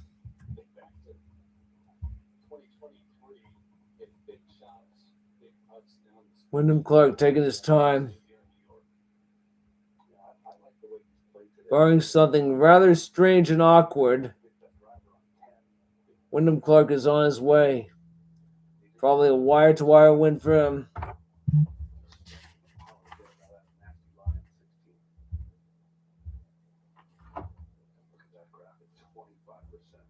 Look at this. Got a response from my friend that Brady's coming to Florida. That's cool. Glad to see Brady's leaving Ottawa. Meanwhile, Wyndham Clark punting for birdie. Very lengthy one. Staying out straight. Going left. Trickling is going to be short by a few feet. Still has some work to do. Still has some work out of him.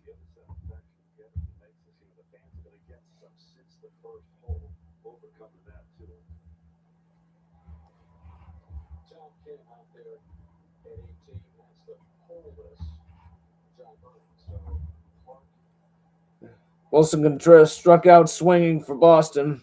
2 out in the ninth. Jaron Duran now batting.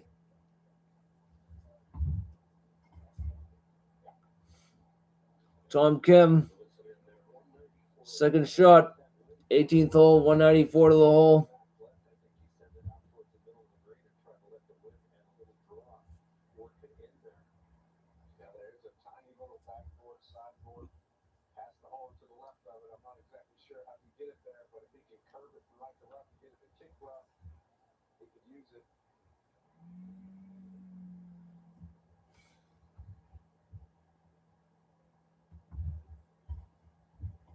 Anyway, 2 outs, 1 man on first. Mariners holding a 3-1 lead.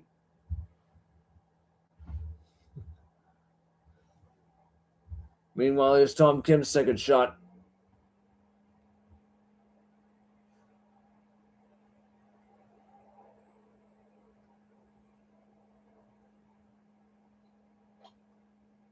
It's an up starting right, going left to the flag. It's just on the back left portion of the green. Breaking right, a little bit past the hole. Nicely done, nice roll. That's going to be a birdie attempt inside of 10 feet for Tom Kim. And that's it. Ball game's over. Durant strikes out swinging. Mariners beat the Red Sox 3-1. There's Wyndham Clark for par on 17. And he backs off.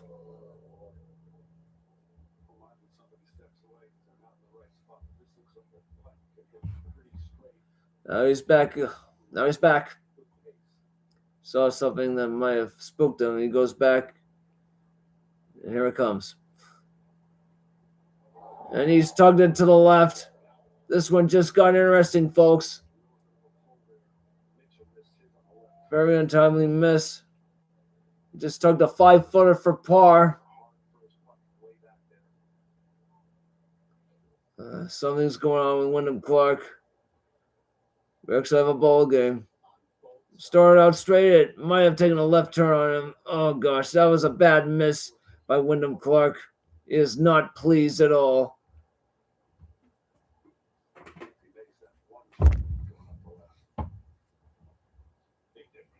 This just got interesting, folks. This just got interesting. But right now, Scheffler has to attempt his putt for par.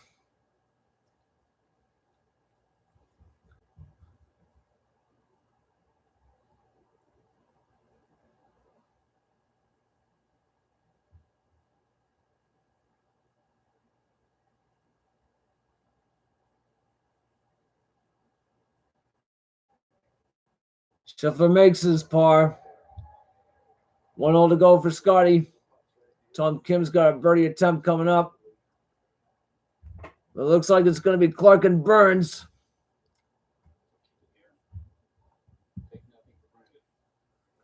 Clark had an epic birdie on 16. Now he's got a bogey putt on 17. Makes no mistake with that. Clark's now at 4 under par. 1 shot lead. 1 hole to go. This could get interesting. His 4th 3-putt this week. His 5th bogey in the final round. This is not going to be a cakewalk for Clark. There are no coasters in the U.S. Open. You do not win the U.S. Open by coasting. Of course, Wyndham Clark has not played a perfect round at all. He has made mistake after mistake after mistake. Of course, that fighting spirit is showing right now. Each and every time he's made a mistake, he's bounced back. And right now in Miami, Cape Verde lead Uruguay 1-0.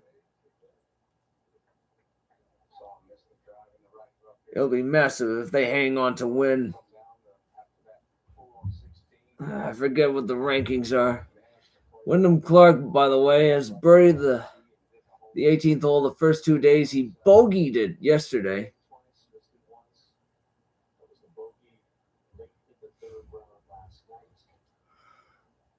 And Scheffler off the tee first.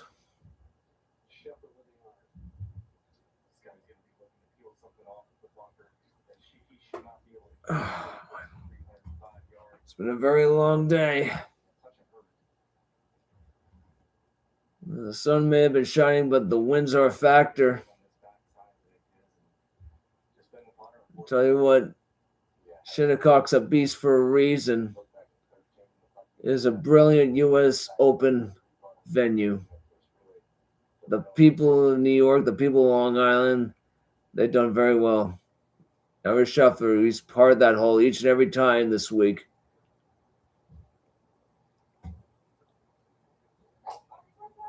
That one up the middle.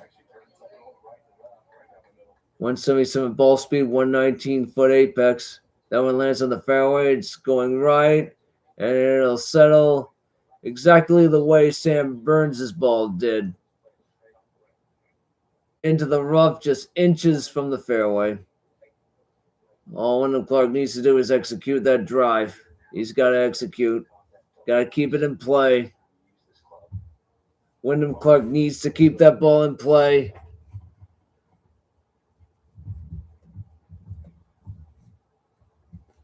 He's a champion. He's done before. He can do it again. All he has to do is keep it in play.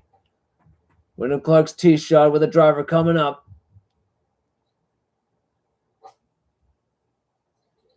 Oh my goodness. I think he sliced it. It's down the right side of the fairway.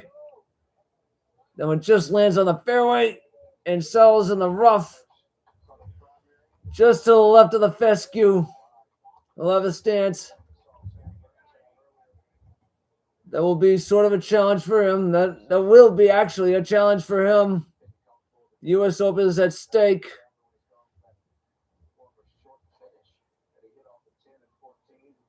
Sam Burns going back outside, preparing for a potential playoff.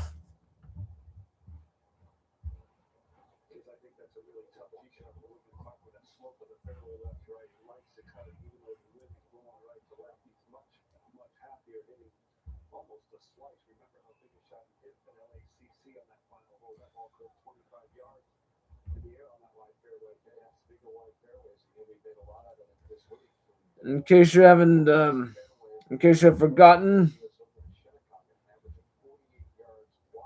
each major golf championship has their own unique playoff.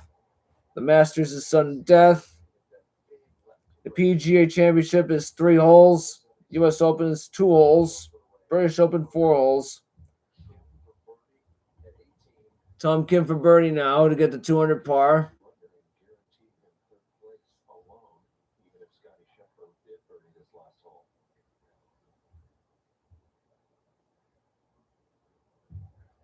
This one's starting out right. It's a tap. That putt's going to stay right. Just a couple inches short of the hole. Tom Kim will finish in third. 100 par, final round 70.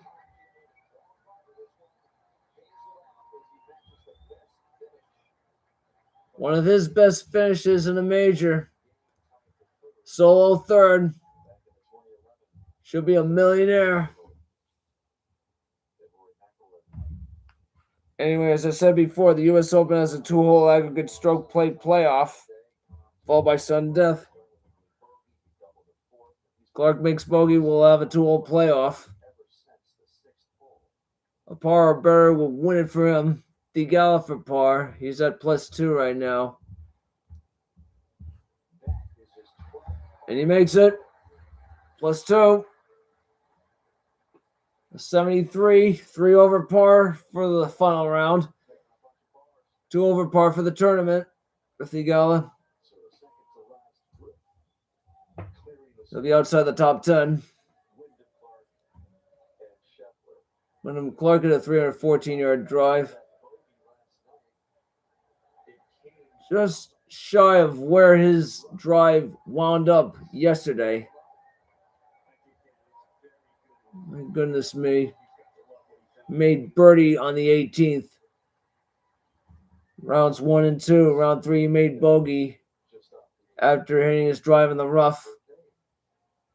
This one's going to be a challenge.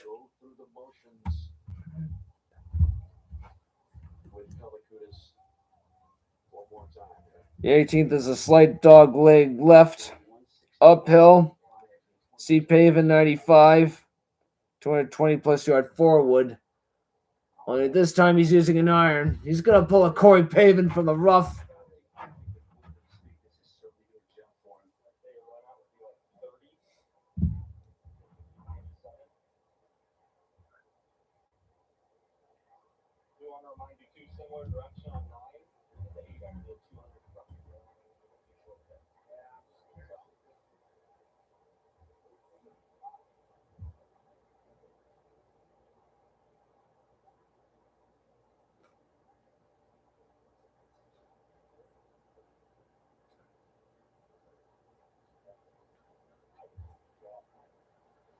Look at Wyndham Clark. He seems very nervous. Gonna be pretty tough. Pins in the back left hole location. Tough hole location. Back left.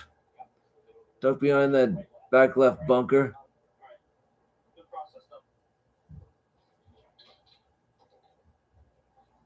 This is a 9-iron, aiming about 30 feet right of the flag. And here it comes. About to shoot a second shot. Aiming to the right. 192 yards to the hole. Using an iron. Closer than Pavins. 95.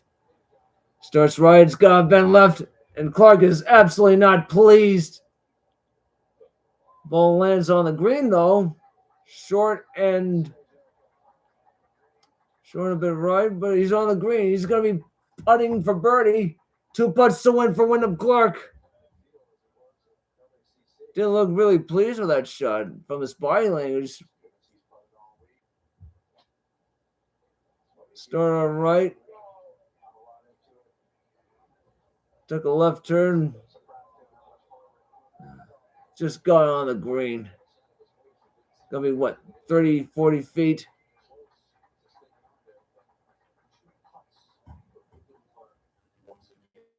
All right. Anyway, here it is. 2 putts for the championship. Be 3 putts. We're gonna have a playoff.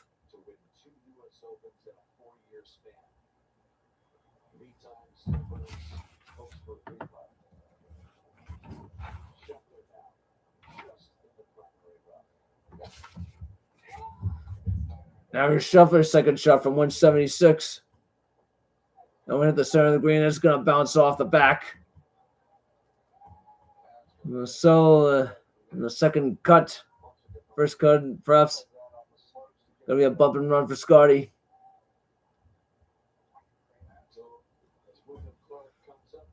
Anyway, his first attempt at a career Grand Slam will be a failure. But it'll be a learning experience for him. He'll try again next year at Pebble Beach. A par for him would give him a top 5 finish.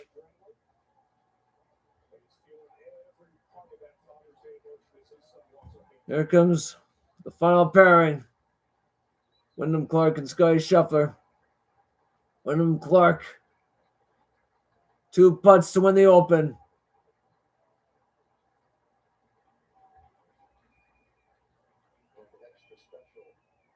Wyndham Clark and his caddy set foot on the green.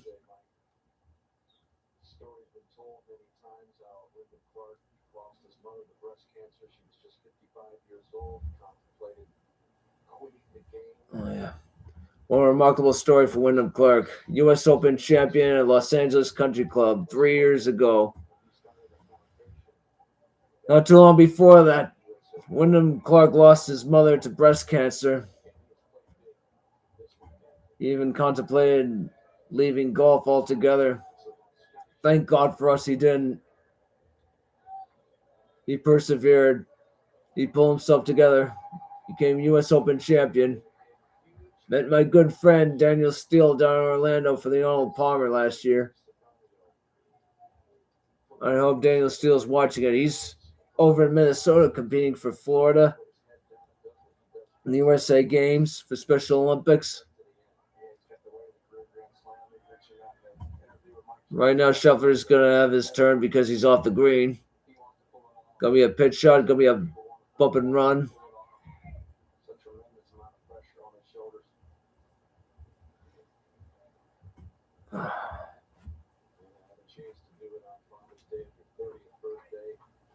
My gosh.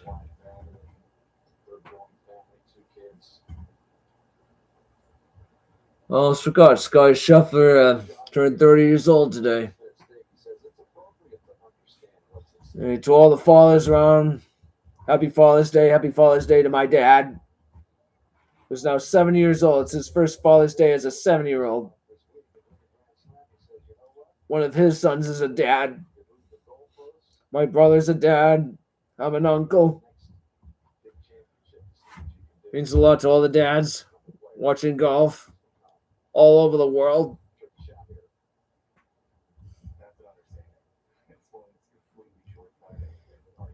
very poignant that the final round U.S. Open is taking place on Father's Day. Thankfully, my dad was here earlier in this live stream. Anyway, back to live action. Scheffler, third shot, using a wedge, trying to bump it up there. Starting on the left, taking a right turn, rolling towards the hole. It's going to miss to the left. Good read. Good run at it.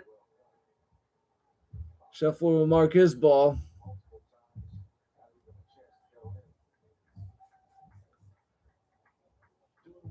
Hope I'll have some statistics for Wyndham Clark's birdie attempt.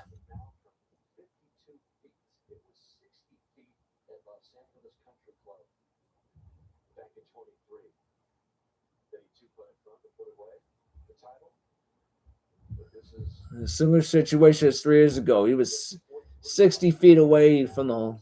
This one's 53, 133.9% strength. Basically a straight putt.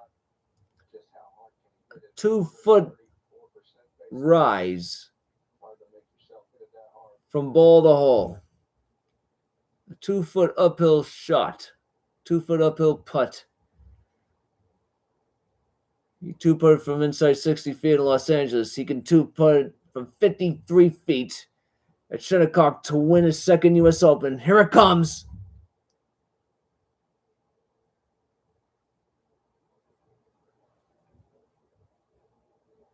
Wyndham Clark. It's away. Start left, breaking right. Perfect speed. Perfect speed. The ball selling some 6 inches left of the hole. He's going in the bag, but first, he'll mark it.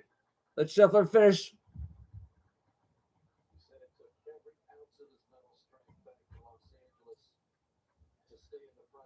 Look at that.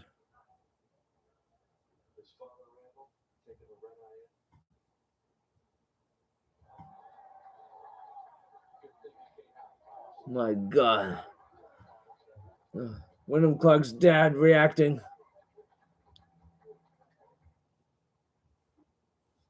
My God. That was clutch. Wyndham Clark. Clark in the clutch. Until we have a coronation, we have Scotty Scheffler.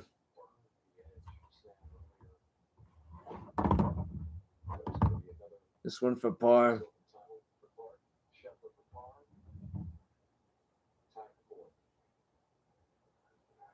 Starting left, breaking right and in. Nice finish for Scheffler. Not the result he wanted, but a top 4 finish. Very respectable.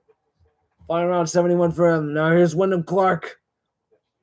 We're not going to have a playoff this time. No way. Wyndham Clark, the 2026 U.S. Open champion. 2-time U.S. Open champion. Not his best round of golf, but he got it done when it mattered. What a tournament. He needed that historic first 36-hole start. He needed it more than ever. 7 under through 36 holes. An even par round on Saturday. 73 Sunday, but good enough. Actually, it was 72. Sorry. Yeah. No, it was 73. I got it right the first time. My goodness me. Wyndham Clark and the rest of his family coming over, his team. My goodness me.